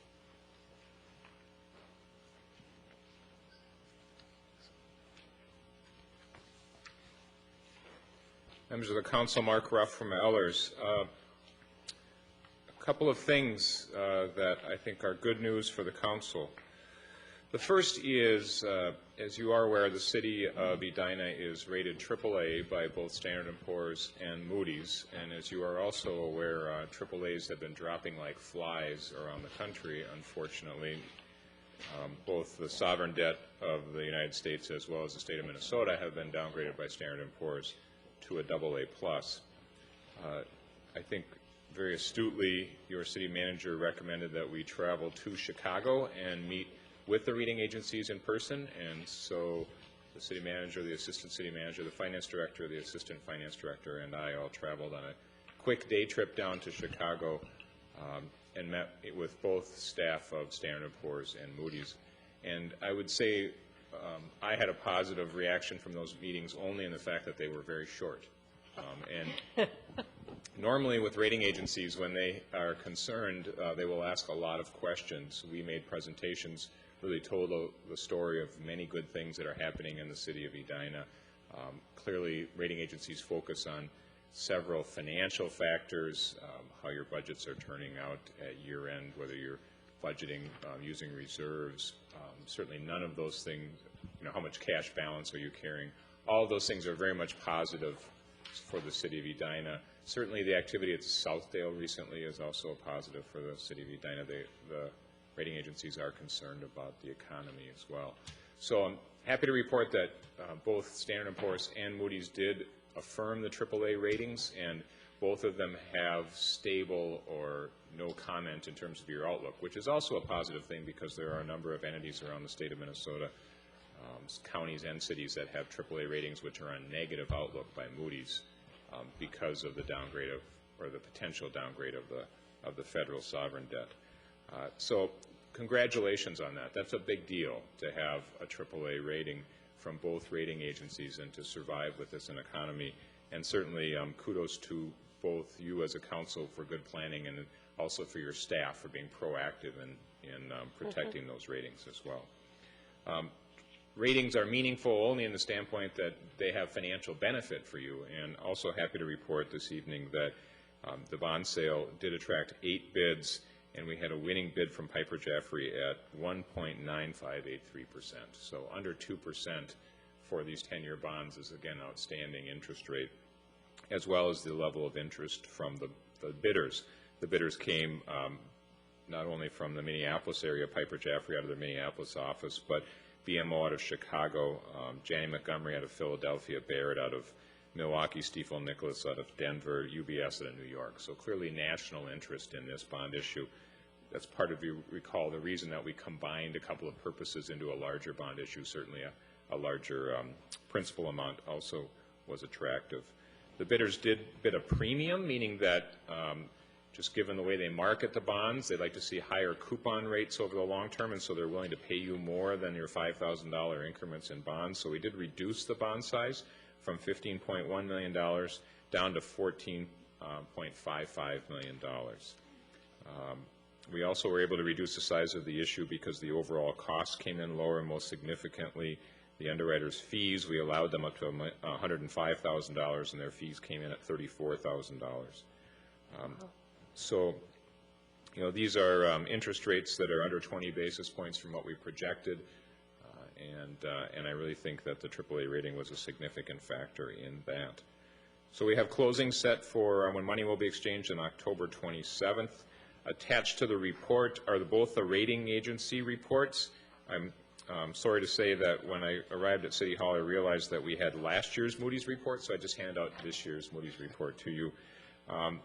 One thing that I'll note on the Moody's report that differs a little bit from Standard & Poor's is Moody's is actually pretty direct and says what could change the rating to bring it down. And the two factors that they mention would be a significant erosion of the city's tax base. In other words, if your values continue to decline, and not only continue to decline, but decline faster than other similar communities, and then significant deterioration in general fund reserves. So, you know, that's the fact that you have cash on hand is very important for you as a community as well. So those are my pieces of good news, and I really have no negative things to say whatsoever. As I said, the rating agencies say that this is an easy discussion for them, and we're always happy to continue to make it so. Thank you. And thank you for your efforts. Are there any questions? I have one, and I read the bond issue, which was very exciting reading for anyone out there looking for something to do. My bedtime reading. I don't know about when you read it. But I noticed that they're not tax exempt. I thought I read somewhere that they're issuing non-tax exempt. I think maybe the language you're looking at is non-bank qualified or non-exempt for certain types of institutions. And what that means is because we're issuing more than $10 million in a calendar year, the federal government says that certain financial institutions can't buy the bonds and get the same tax exemption that other buyers of those bonds are. I see. Okay. It's this bank qualification, which in today's market is not a significant difference. If we were selling $10.5 million of bonds, we might actually try to find cash of $500,000 to get us under $10 million because it may gain us 5 basis points or something like that. But in today's market, it's really not that significant. So the bank qualification, I think, is probably the language that I saw in there. That's it. Thank you. Yes, Member Bennett. Yes, I have a question that probably is not for Mr. Ruff, but it is pertinent, and that is that on page 18 of the packet, the document refers to reimbursement and the limit on what the city can use the funds for. What funds have, since the money has been borrowed largely to fund work that was done this summer, Mr. Wallen, where did the funds come to pay for the work that was done this summer, understanding that there's, I believe, a 60-day paid or period that can be paid backward? We can go backwards if I have done, and I've given those documents to Ellers, who looks over my shoulder. If I have done an internal resolution specifying that those funds are to be reimbursed. So it's something I do anytime, as soon as the city council adopts a construction project that is going to be reimbursed, I fill in a piece of paperwork that says this will be reimbursed from the bonds. And some, perhaps in the last month, there was some action required regarding bonding and an assessment rate. And what is being done this evening will make that kind of adjustment unnecessary going forward? What we had done a month ago was concerning the projects that we had completed in 2010 that we're about to assess at the next council meeting. The policy states that the special assessment rate would be for would be based on the projects that are being funded. So these are funding 2011 projects that will be assessed in 2012, paid 2013. So these interest rates will affect the projects coming before you a year from now. So last question, this then is not only very good news for the city, this is actually also very good news for our residents whose streets were reconstructed this summer? That's correct. The bonds of a year ago were 20 basis points higher than these. So. Thank you. Any other questions? Do we have a motion to adopt Resolution 2011-95? So move. Second. All those in favor say aye. Aye. Opposed? Motion carries. Receive business plans. Manager Neal? Thank you, Your Honor. We had a chance to go over 4 sets of business plans with the council tonight, earlier in our work session. The Aquatic Center, Edinburgh, Centennial Lakes, and the liquor store. Your action that's before you tonight is to receive the business plans, which is your way of formally acknowledging that they have been prepared. We had a chance to answer your questions in that session before this meeting. Mr. Keprios is here tonight to answer any additional questions if you have some on the specifics. But the action gives us a nod to kind of continue to refine that document and to finalize it. And we're scheduled to present to you business plans for the Art Center, the golf course, and the arena at our next council work session. Member Sprague, you have your hand on your microphone. Does Yes, that mean you'd like to speak? I'm looking for PDFs. Could I get a PDF of the enterprise of the plans? Okay, and then which leads me to a totally unrelated point, but on the issue of PDFs, did we ever get one for the quality of life survey in the executive summary? Do we have one available? What did we get, though? Yes, we did. Yeah. Okay. Yeah. That's right. Yes. So you can send it out. Yes. We got it on Friday. Perfect. Nothing else, Your Honor. Thank you. Do you want it as a formal motion, Manager Neal? Yes, please. Can I have a motion to receive the business plans? Thank you. In a second. Second. All those in favor say aye. Aye. Opposed, nay. Motion carries. Correspondence and petitions. Director Houle, are you bringing forth the Glacier Place? Actually, sir, Madam Mayor, I will be bringing that forward. Both petitions under item 9, that one from Glacier Place and the one requesting the tree removal in Valley View and Sally Lane, were brought in by citizens, received by us, and they're placed before you just so you formally acknowledge on the record the receipt of the petitions. Okay. Well, then we received the petition from the residents of Glacier Place, and we did receive a petition from the residents requesting tree removal from Valley View Road and Sally Lane. Ms. Mengen, I'm going to ask you at this time, we know that we lost one of our past city clerks, and I'd like you to speak to her life for a moment, since that is a position you hold so well right now. Thank you. Mayor and council members, Florence Hallberg Norback was a city clerk in Edina from the mid-'60s to the mid-'80s. She retired and married someone that she met during her tenure as clerk here, who was the deliverer of the election equipment, Howard Norback.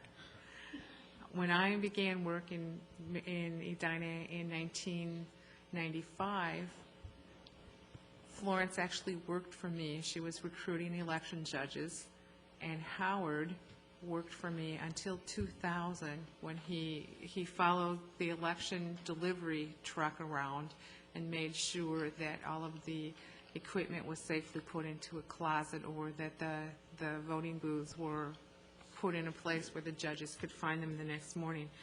Florence lived her life in Edina. She was in 3 different homes in Edina.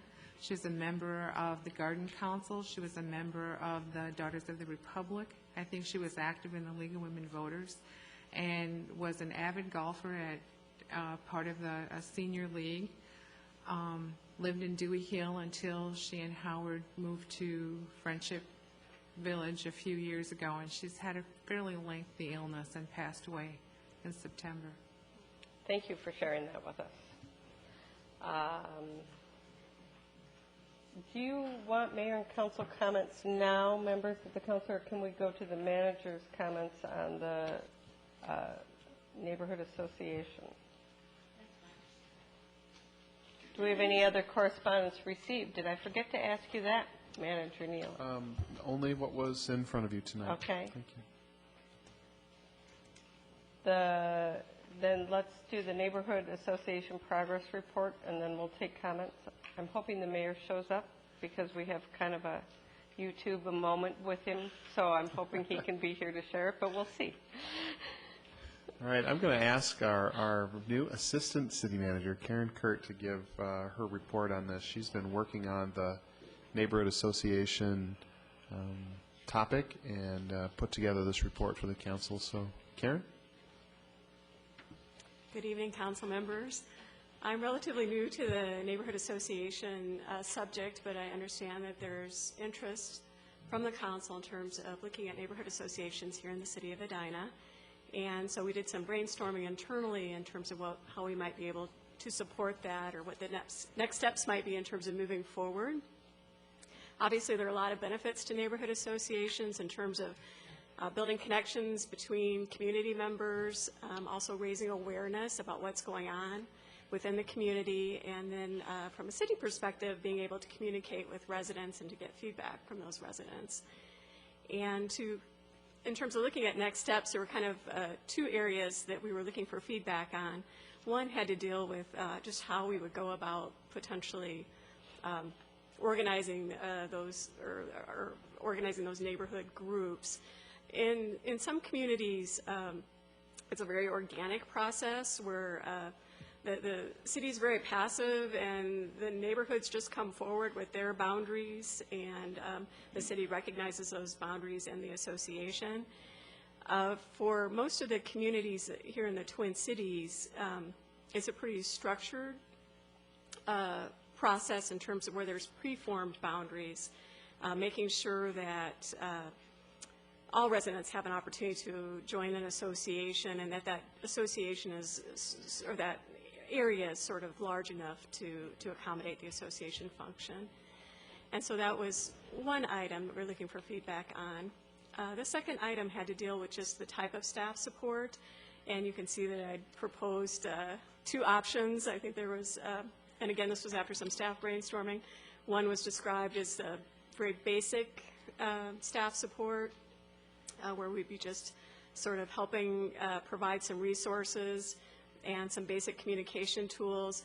The second scenario involved a part-time staff position and more proactive support, where we'd be looking at really taking more effort to try and develop association leadership, the potential of maybe providing some grants to those associations, and then much more assistance in terms of communication with those groups. Okay. Any comments or questions to Karen? I had the opportunity to speak with Assistant City Manager Kurt earlier today, and I like a lot, most most, if not all, of what I see here. I have just a couple of comments and a couple of things specifically to suggest. I helped form the Morningside Neighborhood Association in 2003 based on what St. Louis Park has been doing since the days when Gail Dorfman was mayor in the city. And the person who advised me back in 2003 is no longer in that position with the city of St. Louis Park, and the neighborhood associations are now staffed along with crime prevention through their police department. But I do know from those conversations back in 2003 that one thing that they did before they started work in defining boundaries and helping organizations form is that they did a city-wide survey in which everyone who lived in the city of St. Louis Park was asked what neighborhood they considered themselves to be a part of. I have a modified proposal for that, knowing that there are organizations that already exist in this city. At our last meeting, I think, or on Saturday at the town hall meeting, Member Brindle referred to several different organizations in her neighborhood. One of them sent us a piece of correspondence that arrived in our packet coming from, I think, the Foothills Neighborhood Association. I know the White Oaks Improvement Association, for instance, which owns property, has existed since 1965, and then again the Morningside organization since 2003. So what I would like to recommend is that there be a baseline survey conducted on a community-wide basis, but not household to household. That this survey be, that people be notified via City Extra and a press release that there is information being gathered by the city on existing associations, and that if we're able to use an online option, otherwise that we just have a form that is available that people can pick up, download would be great, that they provide their name, the name of their association or organization, when and how it was formed, whether or not it has bylaws, who are its current leaders, and any other neighborhood groups that they know of. That information could then be used by what's been proposed to be a super committee and used as a baseline for just knowing what it is that we have already existing in the city. I do have a request or recommendation with respect to the super committee also, and that is we know that our planning commissioners, two of which could be asked to be on this body, are pretty busy this year now that they've taken on the function. That would be, I guess, an under description. Understatement. Yes, understatement. Now that they've taken on the functions of the Zoning Board of Appeals as well as their own functions and are now meeting twice as often each month. What I would like to recommend is that something be assembled along the same lines as the City Manager's Communications Advisory Committee. I think that there are enough people in this community with interest in the topic and some experience in the topic that we could definitely draw people to this simply by providing notice, as Manager Neal did with his communications body. If we need to limit the number, then a choice, a selection could be made. But it's possible also that with time commitment, there would be self-selection again in terms of people wishing to participate. And then finally, my last recommendation to fit into what's already recommended is that when that body, however it's structured, reaches a preliminary conclusion, I would recommend that there be some form of public process, probably even just an open house in the lobby of City Hall, where people could come in and see a tentative map and make comments on it, and then those comments be considered by the committee before a final recommendation is made.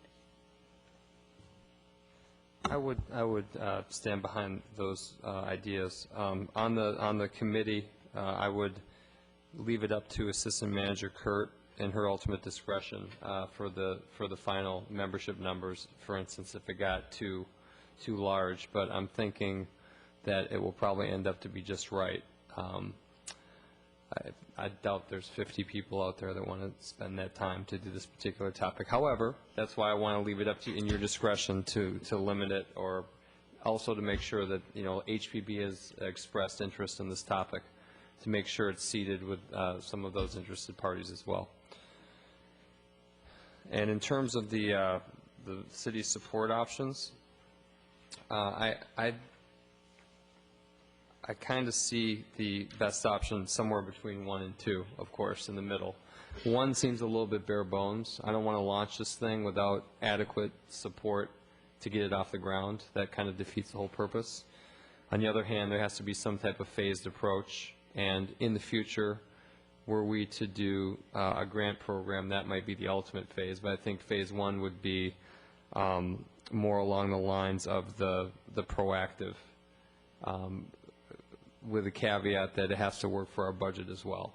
And I'd leave that up to staff to come up with that decision. But I don't want it to leave it bare bones where you're just, people are interested in organizing and we just have a PDF on the website and that's it. Okay. I think they need more support in a community that has never had neighborhood associations as a city-supported entity. Can I respond that without formal recognition and support, city staff has been really wonderful about being available to come and speak to neighborhood groups and neighborhood association meetings. I noticed that under option 1 it says city contact speakers none, but in fact Joyce Repia has come to speak about the bungalow study to the Morningside Women's Club. Former Assistant City Manager Heather Worthington and Planning Director Carrie Teague came to conduct 2, not 1 but 2 listening sessions in the Morningside neighborhood in January of 2007 and June 2007, leading up to the revision of the comprehensive plan. Also, the police department has requested Officer Brian Hubbard come speak to an annual meeting when there was a rash of burglaries occurring in the neighborhood. He did a wonderful job of addressing people's concerns and answering questions. And finally, Manager Neal will be the guest of honor at the Morningside Neighborhood Association annual meeting this year and is also addressing the Morningside Women's Club later in the month. So even with option 1, there has been a lot of support from the city. I see this as a stepping stone, so I see option 1 is getting it organized, and everything that we need to get it organized is in option 1. Then we're going to know by then, I think, don't you, how many people in neighborhoods are really wanting to go forward and be on a website and hold annual meetings and what that might be, and then we would know how many hours we might need if we need a part-time person. But to just go out and immediately put a part-time person in when we know where our budget is, we know what requests we've already turned down this year, I think would be moving too quickly. And I don't think by going with option 1, which you're requesting no additional staff, I see, that we're doing anything to hinder the process. But if you look at option 1 and option 2, given just what Member Bennett just said, we already have city speakers and contacts supporting them already, so that would be equal. The top 5 functions in option 1 and option 2 would then be the same. In promotion, that's where the options differ, and to your point, that would be a second phase because we don't need, in the beginning we need training, not promotion. Right. So I guess I would focus on the training aspect, not full-time staff, but again, more than just a PDF. Given the constituency and our non-history with multiple neighborhood associations, I think we should allow some staff time to help them get off the ground. And maybe it's limited support, but some type of support should be there. And then as a phase 2, you can bring in the promotion if you want to do the quarterly committee. If we have enough, then hopefully we have that problem and we need to staff it. Mr. Manager Kurt, did you have an idea that we would be able to give neighborhoods that are interested in organizing a boilerplate for their organization, so they have something to start with without having to hire someone part-time to do that?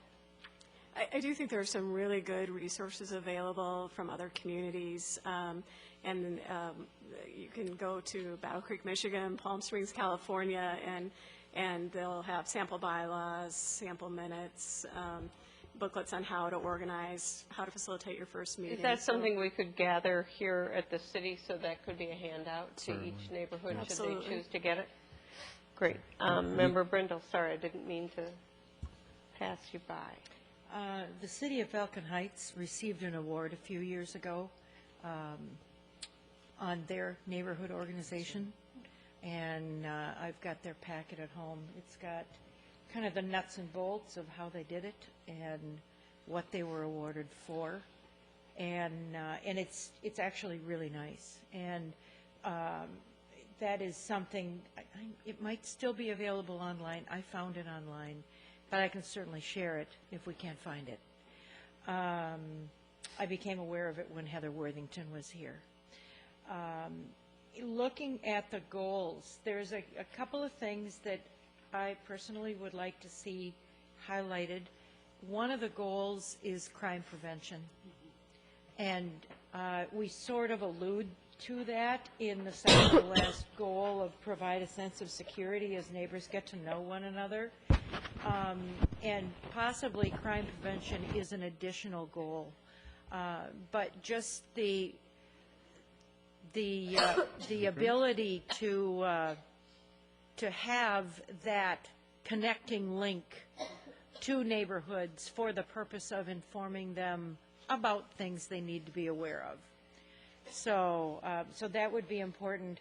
Another, it wouldn't be a goal. I think it would be more so stated in what this is not. And what this is not is government coming closer to you and overlooking the neighborhood. And I want to just make sure that it is clear, because there will be pushback, and that will be one of the reasons for pushback. That, you know, I got enough government. I know where the city is, and that's not the purpose. The purpose is to enhance your quality of life in Edina by, you know, you bloom where you're planted, and hopefully you feel like you're not just one plant in the garden, but you're one of many plants in the garden. And that's what I'm hoping comes out of this. Ron Earhart at our town hall meeting on Saturday voiced an opinion that this is not something he's in favor of, and he sees it as neighborhoods possibly being in competition with one another. And that'll be interesting to see if this fosters a feeling of competition. I would hope not. I would hope we push information out to neighborhoods that we feel people need to know, and they push information back to us in the form of their activities and a variety of things that they feel we need to know. And if that is what comes out of this, at a minimum, I think we've established a successful relationship. Thank you for bringing this forward. Anyone else have any final comments? Just to respond, what Mr. Earhart was talking about, he talked about the balkanization of neighborhoods, and he was referring to the systems that have politicized neighborhood associations, so they are another unit of the government process where they have authority to make decisions and so on, and that's not what's being proposed here. What's being proposed is a St. Louis Park model where people self-select their neighborhoods to join together in community action, whether it's, you know, crime prevention, social functions, increasing awareness of city issues, taking care of seniors, beautifying the neighborhood, and so on. So I don't know how anyone could be opposed to that type of organizing, but it's not going. It's not. This format will not politicize formally neighborhood associations. Thank you. Do you need us to do anything other than to accept this report and encourage you onward? I think our action tonight was just for discussion and to hear what your ideas and your feedback was, and we'll keep working on that proposal. Great. Do you have any other comments? No, I think this is good. I think, you know, one thing I do want to tell you is that as we continue to research this, we see a lot of successful neighborhood association models that do not have that position in the police department, for example. So that's not a fait accompli, I think, in our way of thinking here. So it may end up that that's where it is located, but it's just as good a chance that it won't. So, but all these goals, I think, can still be carried out regardless of where that person sits. Great. I guess my concern is that they're not left hanging in the breeze in a city where we don't have a history of organizing. And so maybe I'm reading too much into this proposal, but I want to make sure there's some support somewhere to help get these off the ground. So I know that we funded an additional position in the police department. So maybe it's more like a point of contact than somebody devoting their entire day, but that's my concern. And I did have one concrete suggestion, and that's on the promotion, understanding that that may be something the time for is later, but just an info sheet on how to submit a press release, who the contact people are. You know, somebody may know the city website address, but they may not know how to contact the editor of the Sun-Current. And both the Star Tribune and the Sun-Current have been very good about printing notices of neighborhood events.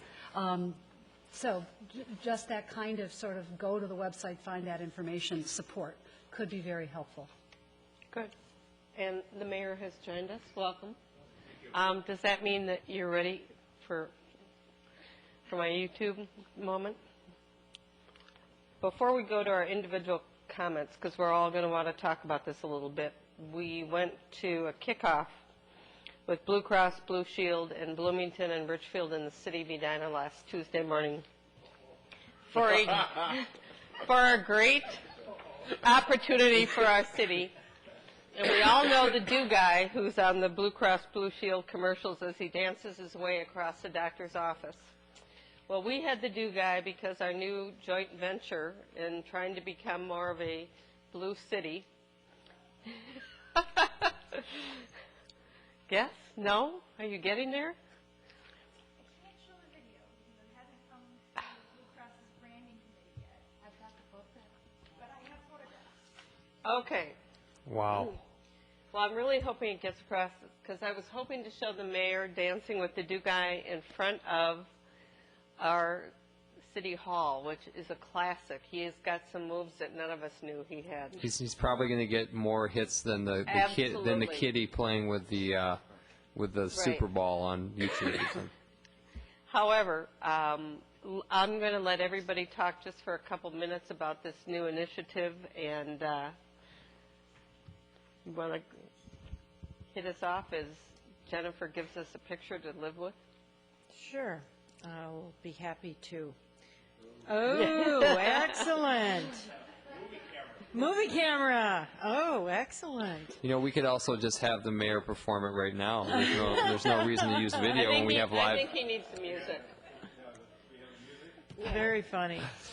The Do Town Initiative is something that, when did we start meeting on this, Jim? It's 9 months ago? Over a year ago? Yeah. Yeah. I've had the pleasure of serving on this as Jim's alternate. And I have, as alternate, attended most of the meetings in an effort to be able to be a good alternate in the case he's not there. But it's really been an interesting process. In the beginning, we kind of wondered, how are we going to put something in place that we say, all right, everybody in Edina, we're going to get healthy.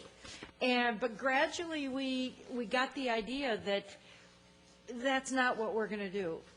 What we're going to do is look at our community and find out what is keeping people from walking rather than driving, what's keeping people from biking rather than driving, what's keeping people from making the salad at home rather than stopping at McDonald's on the way home. And really, it's planning.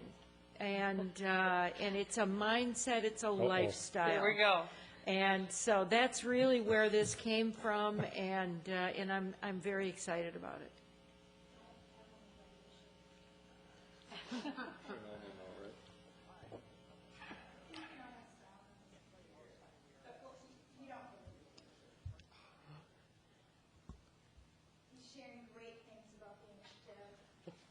You're going to love this plan. Yeah. I've never seen anything like it in the history of the world. And then cue music. Here we go. There, that's what I Those are wanted. my best moves. I think That's a walk like the Egyptian? Okay, we got the hitchhiker. Okay. Thank you. And it gave us the website right there, dewtown.org. So it's an initiative that's kicking off this October with meetings with the school district and the city leaders, and going to go out and ask our community for ideas too. So I think they do kind of a, Manager Neal, a little fact-finding, information gathering on a short-term basis before they come up with ideas to help us become healthier and to be able to stay healthier. I think stay healthier is really the key to this one. One of the first objectives for us should be to challenge the regional councils to a 5K race. We could even do a team handoff of the baton. I think that's where we should start with our initiative. What do you think? Yeah, or a bike race. Or a bike race. Yeah, for those of us who can't run anymore. Oh, bike race. we could hand it off and do different. Well, and that events. does bring to mind that this Saturday, October 9th, remember, Brindle, is? Sunday morning, October 9th at 10 o'clock. The first ever Tour de Edina will kick off, and Dewtown is a big part of that. I'll be so bold as to say it's a Dewtown event.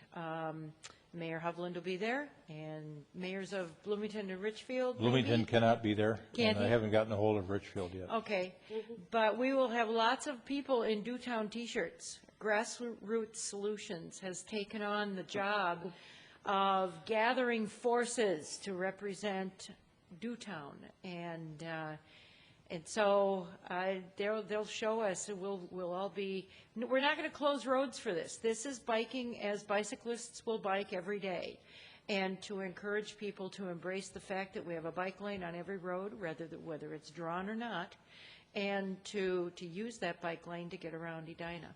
But tourdeedina.org. The website registration will be up till Saturday night at midnight. And where does the ride start? It starts in the Courtney Fields parking lot. So you're going to be right at 169 and Valley View Road. And on the east side of 169, you're going to go south on the frontage road, and your first left is into the Courtney Fields parking lot. And there'll be a huge tent, and Freewheel Bike Shop will be there to pump up your tires, and Nice Ride Minnesota will be there, and they'll be along the route helping people who have trouble along the route should they have difficulty. There's a midway station at the curb cut at Valley View Middle School where there will be snacks of granola bars courtesy of General Mills, and bananas from Cub Foods, and some water from Pepsi. And those snacks will also be available back at the start and end at Courtney Fields. And there will be a few toys to play with while you're hanging around the parking lot. There will be, courtesy of Liz Ogren, she had a ride a couple of weeks ago, Pedal and Roll for Parkinson's. And they have a Quint, a bicycle for $5. And so that'll be there for people to play with, and Freewheel will have some toys there, and Nice Ride will have a bicycle there. And then you'll see some displays for a variety of nonprofits who are involved in the ride as well. Veep is heavily involved, so Veep will be there in a big way, as will Edina Morningside Rotary Foundation. The Rotary Club is handling the finances of the ride for us and helping us with some of the infrastructure to make the ride possible, as is the city of Edina, going to great lengths to make this a successful ride for us. Right. And do you have any other council comments, and then we'll come down the line? I do. I have two. Thank you. In the Veterans Memorial Committee minutes, I noticed that there are 4 artists listed, and I want to make note that one of them is one of our own.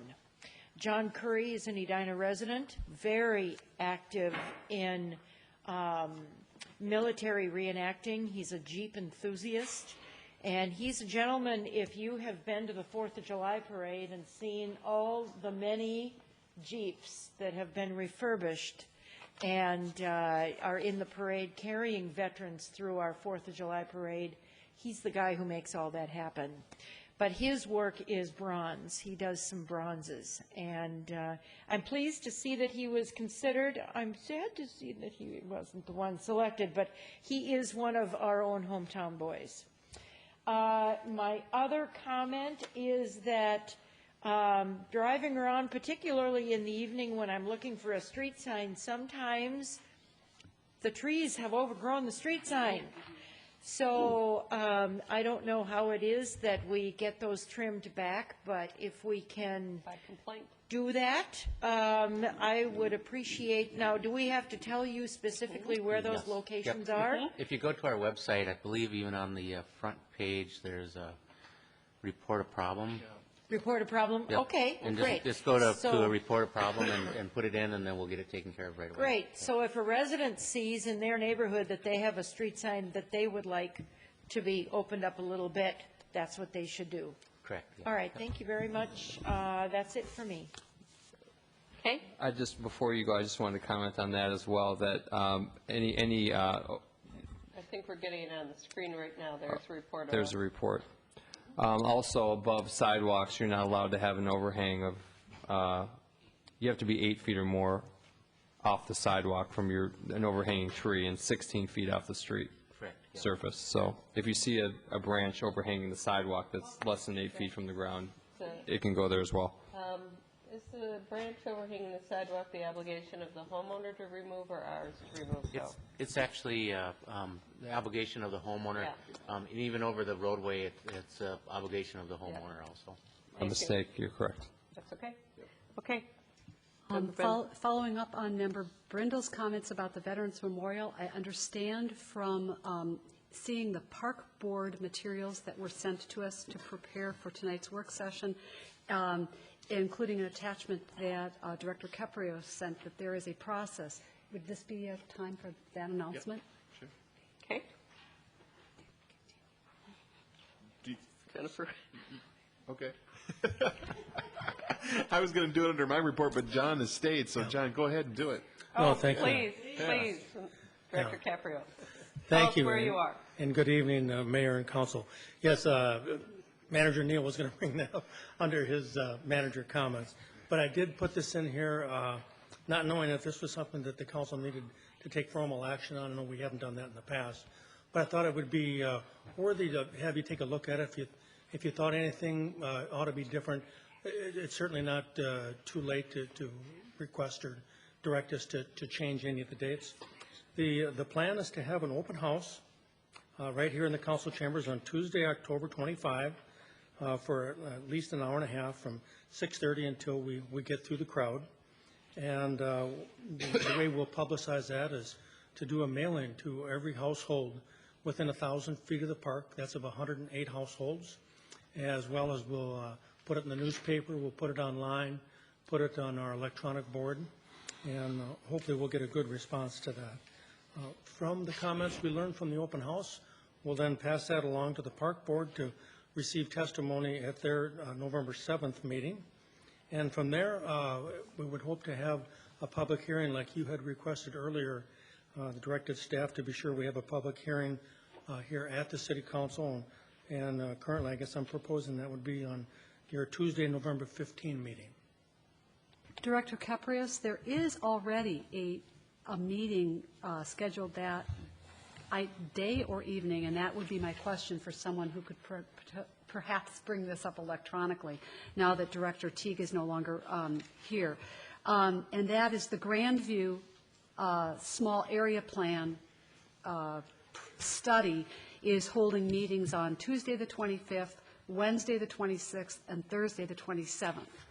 I am not certain from the cryptic entries in my calendar when the public meetings are scheduled. Of course, all meetings are open to the public, but when the public open house is scheduled. Do we have that information?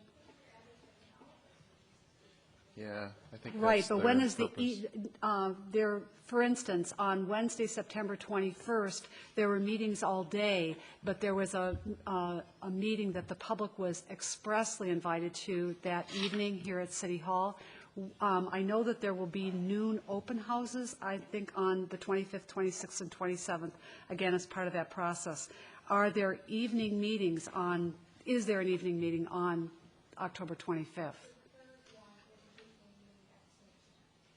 In other words, the 27th? Correct. Okay, so then there wouldn't be a conflict between an evening meeting for Grandview and this Veterans Memorial Open House.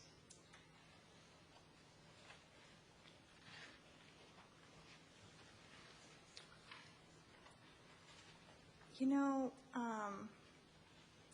I'm not sure we have not yet issued a press release with the times of any of those meetings. Sure. Because it's my understanding, though, that the meeting on the 27th is the nighttime meeting, and the daytime meetings are the 25th and 26th That's at what I Hughes thought, too. Pavilion. Sure, sure. And in any event, there wouldn't be a conflict in terms of location, and that was part of what I was trying to rule out. Right. Thank you. And if you'd like a quick sneak preview with the concept design? Sure.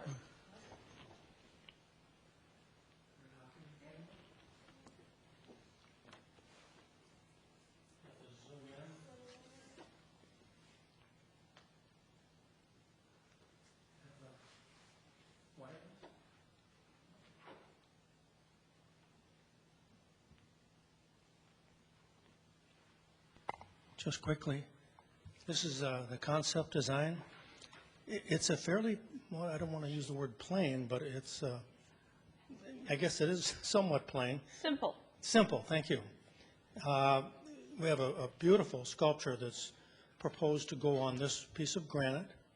The sculpture would be created by the artist selected, Robert Eccleston from New Placid, New York.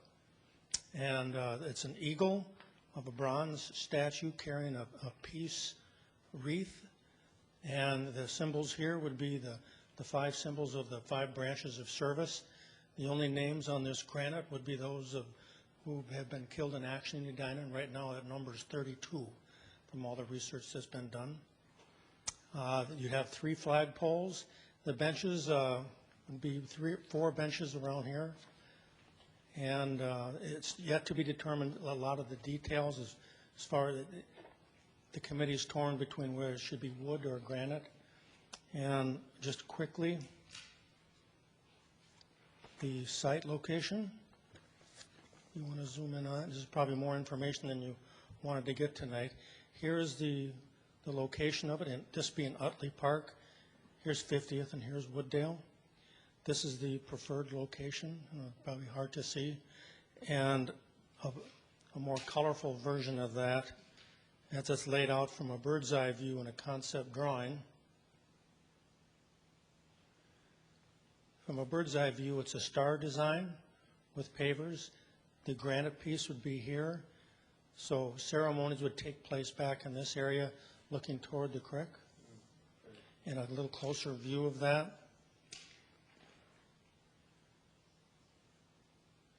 Would be that type of design. What would be included in the open house would be a very detailed budget as well as maintenance costs, the construction, the timetable, and a lot of course will depend on how successful they are at the fundraising, how quickly they can raise the funds. And they're working off of what you have previously adopted as a $400,000 budget. Director Caprios, when the Park Board and the City Council met at a work session, I think it was in January, there was some discussion about process. Some communities start their consideration of a Veterans Memorial with a public process. In this instance, I think this open house will be the first public meeting we've held on it.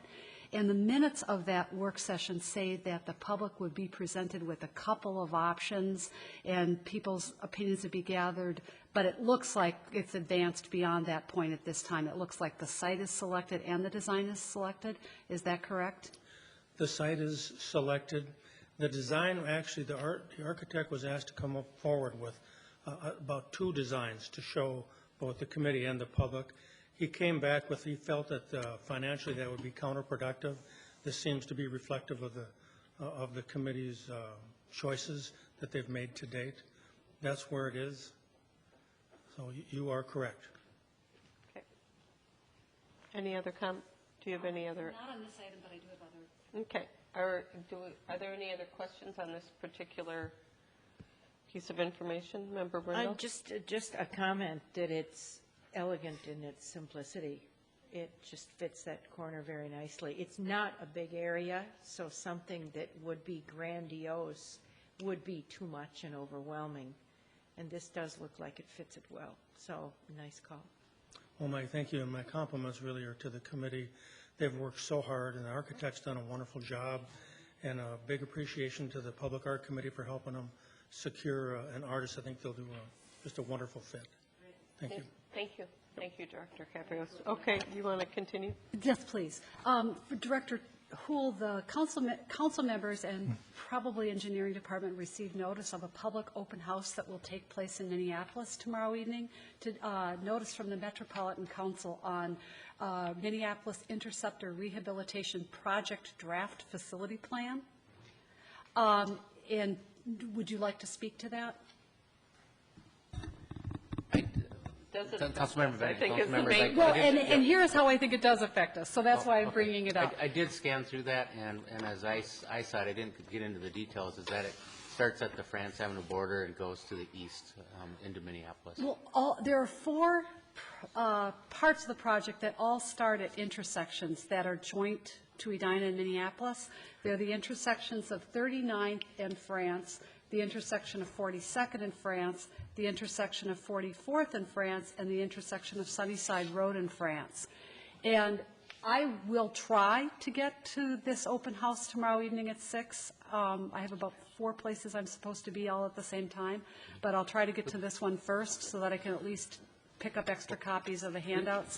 I would anticipate if there's any kind of closure of those intersections, that given that residents of the White Oaks Country Club and Morningside neighborhoods all regularly traverse in that area, as well as anybody else north or south on France, that even though the rest of the project will take place to the east of France, that there may be some potential local impact. So again, I'll bring back information. We can save you a trip, and we'll make a call to get the information and then just distribute it amongst the council and get it up to the neighbors if it's needed, if you'd like. That would be helpful. Yep. There also is an annual meeting again for the Morningside Neighborhood Association coming up next Sunday, October 9th, and if there is any information that would be relevant, that would be much appreciated. The other item that I am happy to announce, or to have you announce, is that Bike Boulevard meeting this Thursday. Yes, we have the Bike Boulevard for the first phase of the Bike Boulevard coming down from 54th Street, Wooddale to Valley View Road down to 70th is being held Thursday night at 7 p.m. at the Public Works facility at 7450 Metro Boulevard. We'll have kind of an open house format to begin with for about the first half hour. Then about 7:30 we'll have a presentation by myself, and then Steve Clark from the TLC will be out there also to explain exactly what the TLC is. Thank you. Anything else? Yes. It was a busy week, even though I missed Dewtown because I had a cold and didn't leave my house all day last Tuesday. I was able to attend everything else the rest of the week. And one of the very interesting things that I was able to attend, I think the mayor was there, Floyd Graybeal from the Planning Commission, Director Teague was there, was a presentation by an architect on pocket neighborhoods. Yep. And sensiblelanduse.org or whatever it is. Sensible Land Use Coalition, okay. Not a pretty acronym. It was a well-attended meeting. There were also 2 members of planning staff, I think, there. I'm trying to remember who all was there. Oh, Assistant Manager Karen Kurt was there, and Chris Ocker from the Planning Department. The takeaways from that meeting are that it's a very good concept. There also are a lot of specifics. There are a lot of details to these considerations. The author and presenter said that in one instance, the city took about 9 months to write the code for it. They have a website I've been on, which is actually very good. Oh, you gave it to me. I just went on it today. Ross something. Russ Chapin is the author. Chapin. Yes, and city staff has bought his book. I also bought a copy of his book. So I look forward to some continued discussions of that, but it was a very interesting presentation. He showed slides both of some wonderful projects and of some projects where somebody took the concept and just didn't really get it, and those were not attractive. Also gave some information to Manager Neal earlier this evening about what is being proposed with sewer access charges, different options. There was a change made. The question is whether with a slowdown in development, you continue to let those access connection fees fund the system, or whether more and more of it has to be shifted to user charges. And finally, I was the previous week at the Grandview small area plan open house and have attended 2 of their previous steering committee meetings. And I understand that there are meetings coming up in October. I have 2 questions and 1 suggestion. The questions are, it's my understanding from the materials that we've seen as a council that there are some deliverables or materials that the steering committee is supposed to receive between this round of meetings that just finished in September and their meeting in October. And I'm wondering if we can also possibly see something before that October meeting to kind of come up to speed on what happened with the September meetings.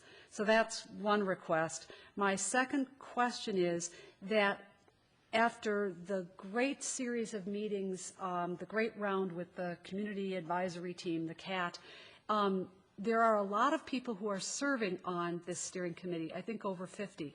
I don't think that all the people who are members are attending all the meetings. And I also think that there needs to be some discussion about outreach or notification.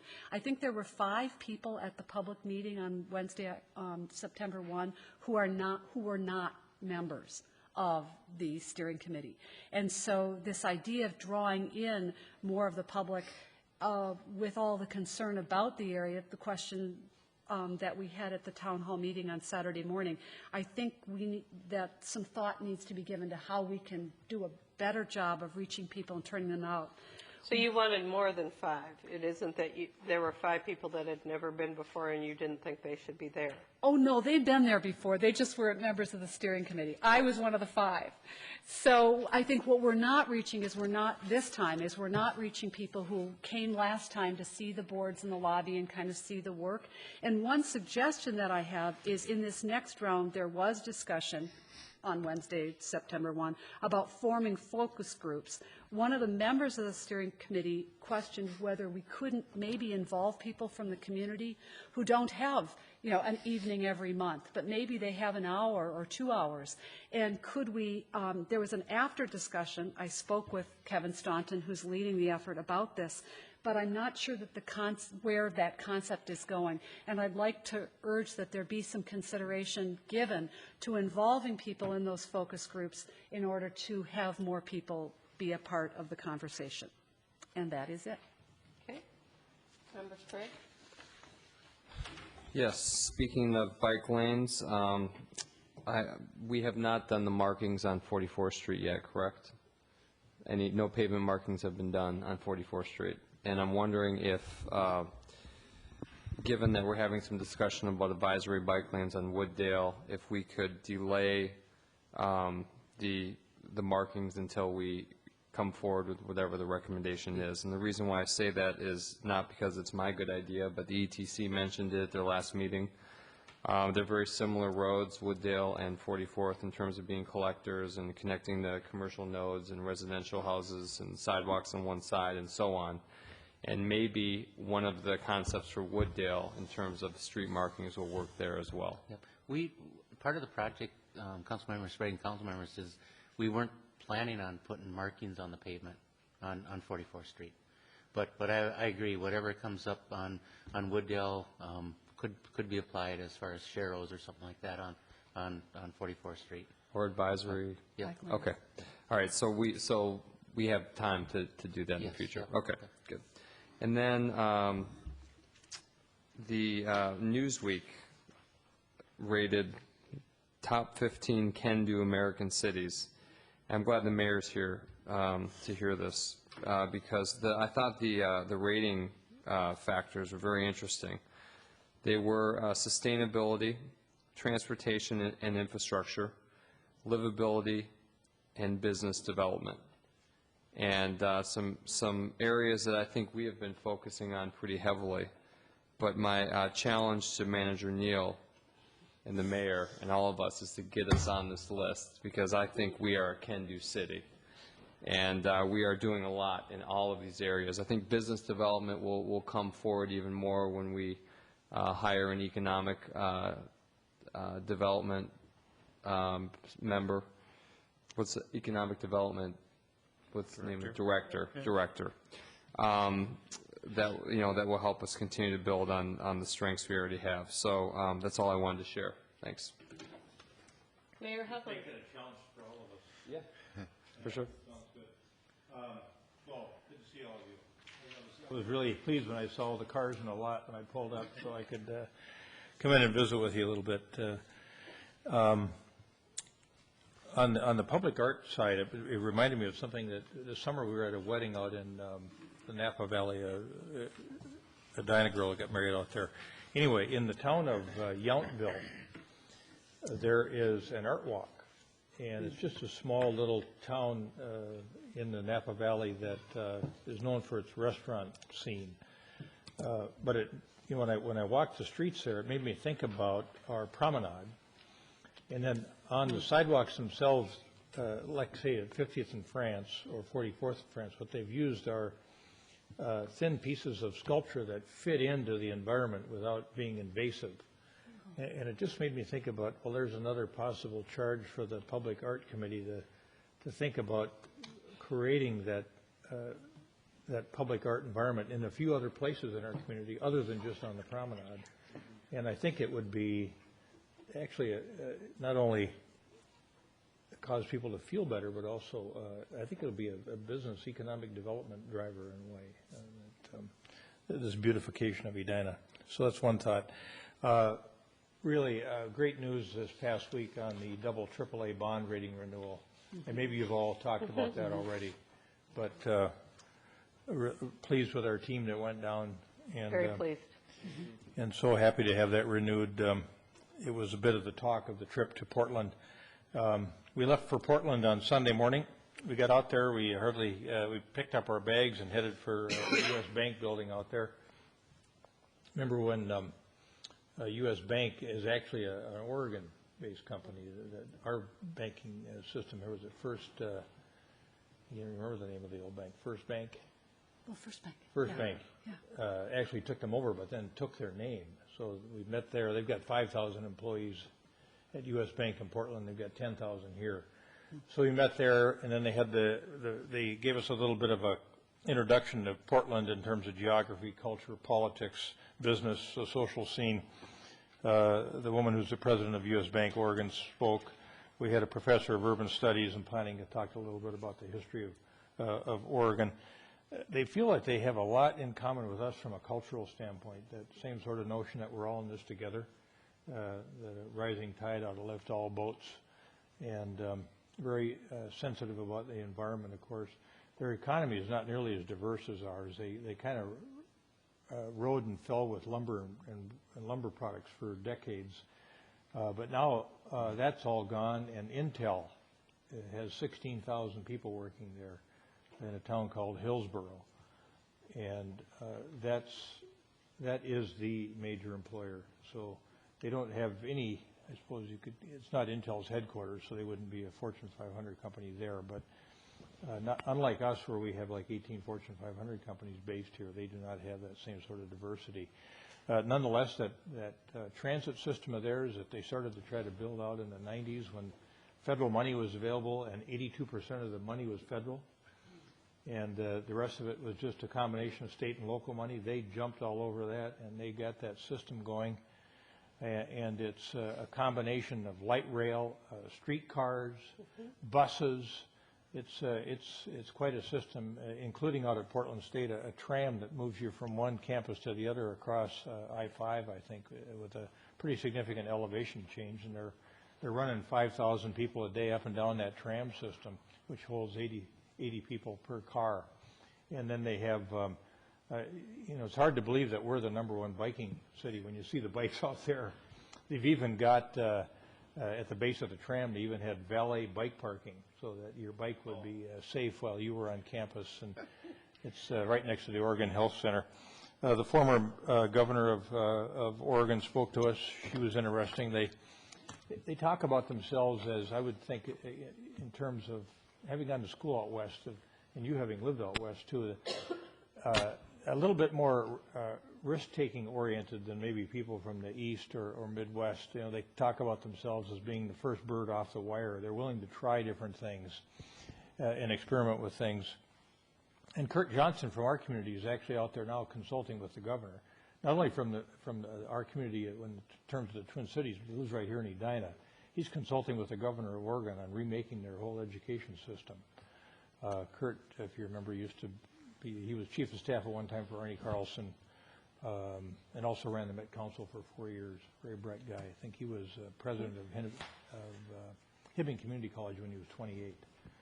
So he's doing some real interesting work out there. We had a reception that night at one of an armory that had been converted over to a theater, and then we had a welcome there from the mayor of Portland, whose name is Sam Adams. Seems like a Boston name, but a good name for a mayor in a town that's filled with microbreweries. So I had a nice dinner conversation that night with folks. That was about the only time we had to ourselves. I think otherwise we had about maybe an hour to ourselves each day. We went to the university the next day. We got a little bit of a background on their educational reform measures. They don't do very well in education. They've got a real high dropout rate, close to 50%. And they haven't seen fit to fund education like we have in the past. So they've got that same achievement gap problem that we have, and they don't have a read on it, how to solve it yet either, and neither do we, frankly. They've got something out there called the urban growth boundary, which is kind of like the Musaline, but it was designed a different way, and it's really promoted the infill in Portland. And the reason they did it was because there's such a limited amount of good agricultural land out there for both truck farms and also for wineries, that they wanted to protect that agricultural land. So they imposed this urban growth boundary to protect agriculture, and it had the effect of pushing all of the development into Portland, and so they've done all this infill work there. And so on a Sunday afternoon in downtown Portland, I mean, it's just as vital as can be. It's like a work day in downtown Minneapolis. There's 40,000 people, I think, that live downtown Portland and use the mass transit system, and all the stores are open, and all the different kinds of stores you need are there. So that was interesting to hear about the role of the urban growth boundary. And then we heard the transit story on Monday as well. And then this morning we heard we had a business leadership and economic development planning and policy session. We heard a little bit about their bi-state regional cooperation for investment and growth. The river divides Vancouver, Washington from Portland, Oregon, and so they work together pretty well. And then we talked a little bit about some of the cluster initiative work we were doing as well as what they were doing. So it was kind of nonstop activity. I think it was very productive. I need to think about it a little bit. A couple of days of thought will let me digest and figure out what were the most significant things that I learned, and how can we make those applicable here. And I think there'll be some good things that will come out of it. I thought it was a good town hall meeting last Saturday. Maybe you've already talked about that as well. Not really. I thought it was I liked the environment there. It was very conversational. At the senior center? Yeah, the senior center, right. And then I was curious about the 70th Street completion date. What's the status there? I don't know, but I drove the roundabout the other day. It's pretty fun. Yeah, Mr. Mayor and Council, we're looking at end of October for a completion date on 70th. They're just putting the final paving from Cornelia to France this last couple days, and the third phase they'll hopefully finish up in the next week or so. We had a little dilemma with Excel down by CPC Church where we get about a week or so delay down in that area. But we do have pavement on from 100 to France at this point, Right, on a good good. portion of it. I had a little package here from Lois Ring, and most of it dealt with a budgetary request, so I just gave it to Deb, and she can put that in our packets for the next budgetary discussion.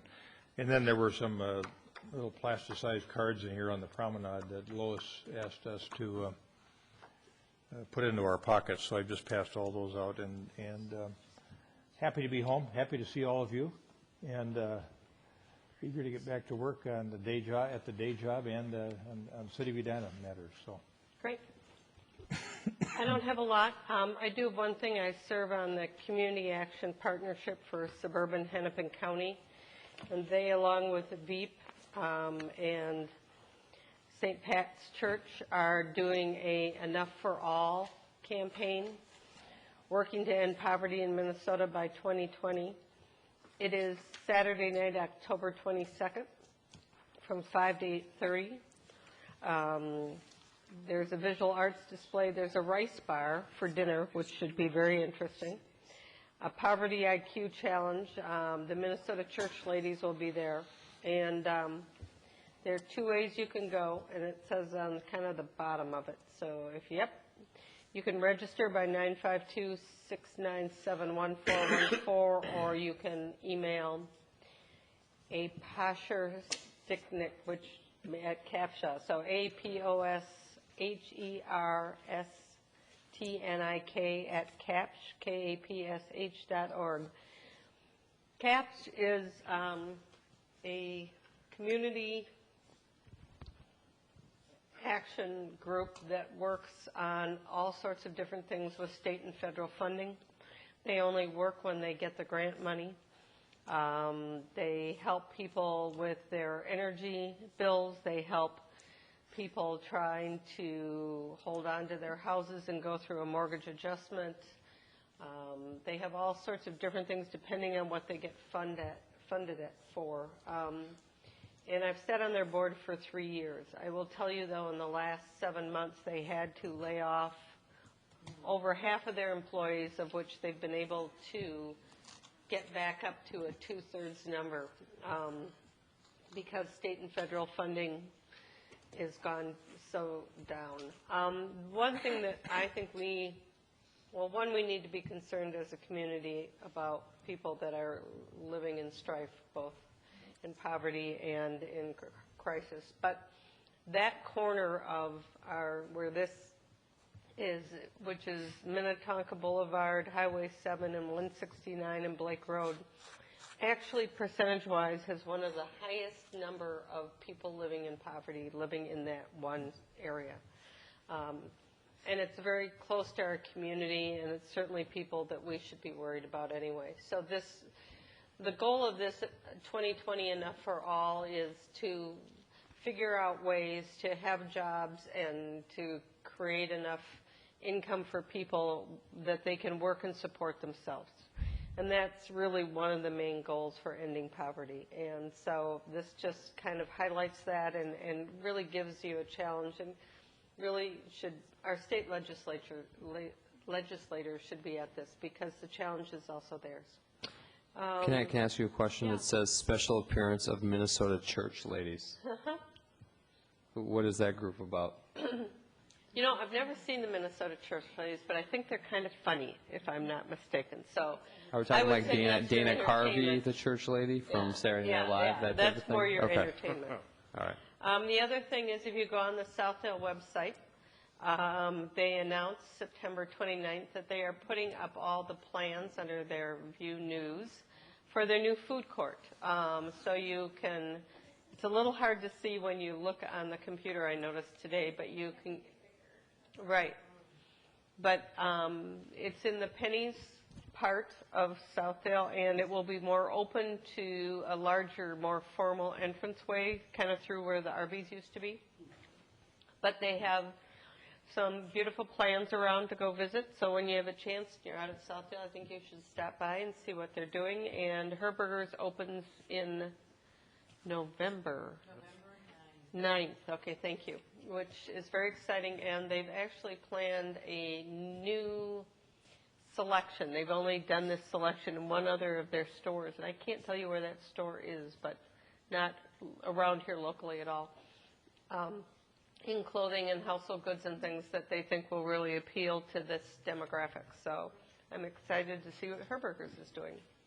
And I have nothing else. Manager? Just a follow-on to that this Herberger's is a level 5 store, and it's the top of the Herberger's stores. The Southdale store, I think I was told, is a level 3. Okay. But the level 5 is the high-end shopper store.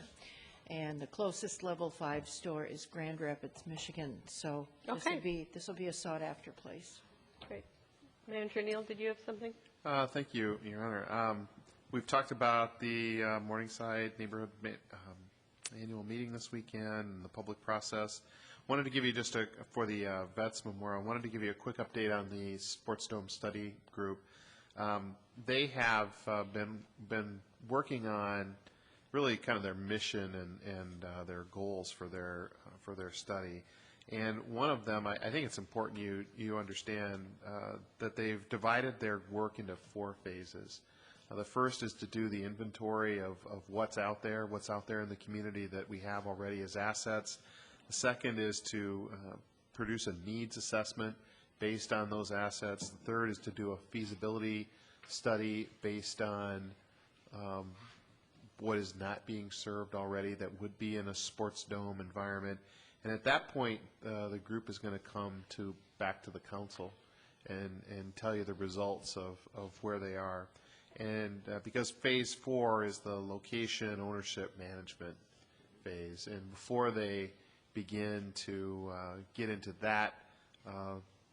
those topics, which are more volatile, I think, in a lot of ways, they want to make sure that the council wants to give them the nudge forward. So that's where they are today. And they're continuing to meet and continuing to make good progress. We have representatives from Blue Cross Blue Shield are coming next Wednesday to meet with staff in the council chambers at 8 a.m. To tell us a little bit more about Dewtown, to connect with other staff people here, particularly in the Parks and Rec area, I think. But that's happening as part of the follow-up to Dewtown. I also thought the town hall meeting went very nicely, and it was a good group of people.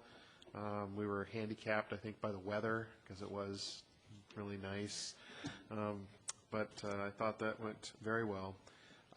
We got the survey, the next kind of level down of the survey on Friday, and so we have the PDF version of it, so we'll push this out to you. But this is the part of the survey I've been telling you about that I think you'll find more interesting, because now we get into the correlations. And I'll give you an example. You remember the question about garbage hauling, right? That was one that was fairly divided fairly equally. Well, the next level down is what factors are correlated towards supporting an organized hauling position.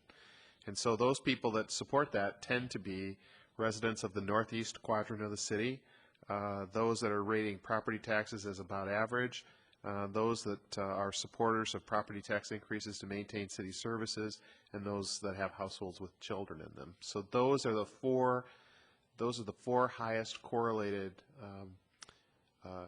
responses or demographic characteristics of people that expressed support for organized hauling.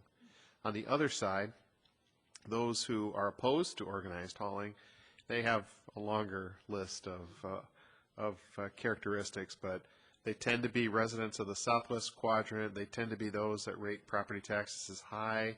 They tend to be those who attend city council meetings, that rate staff negatively, that have had contact with City Hall, that read our newsletter, that use our website, those factors. So you'll begin to get a view of sort of the characteristics of people that hold particular positions here, and I think that's helpful, especially in that area when you begin to plan a public information campaign in the future. So we'll share this as widely and deeply as we can because there's a lot of good information in there. And I think that's all I have.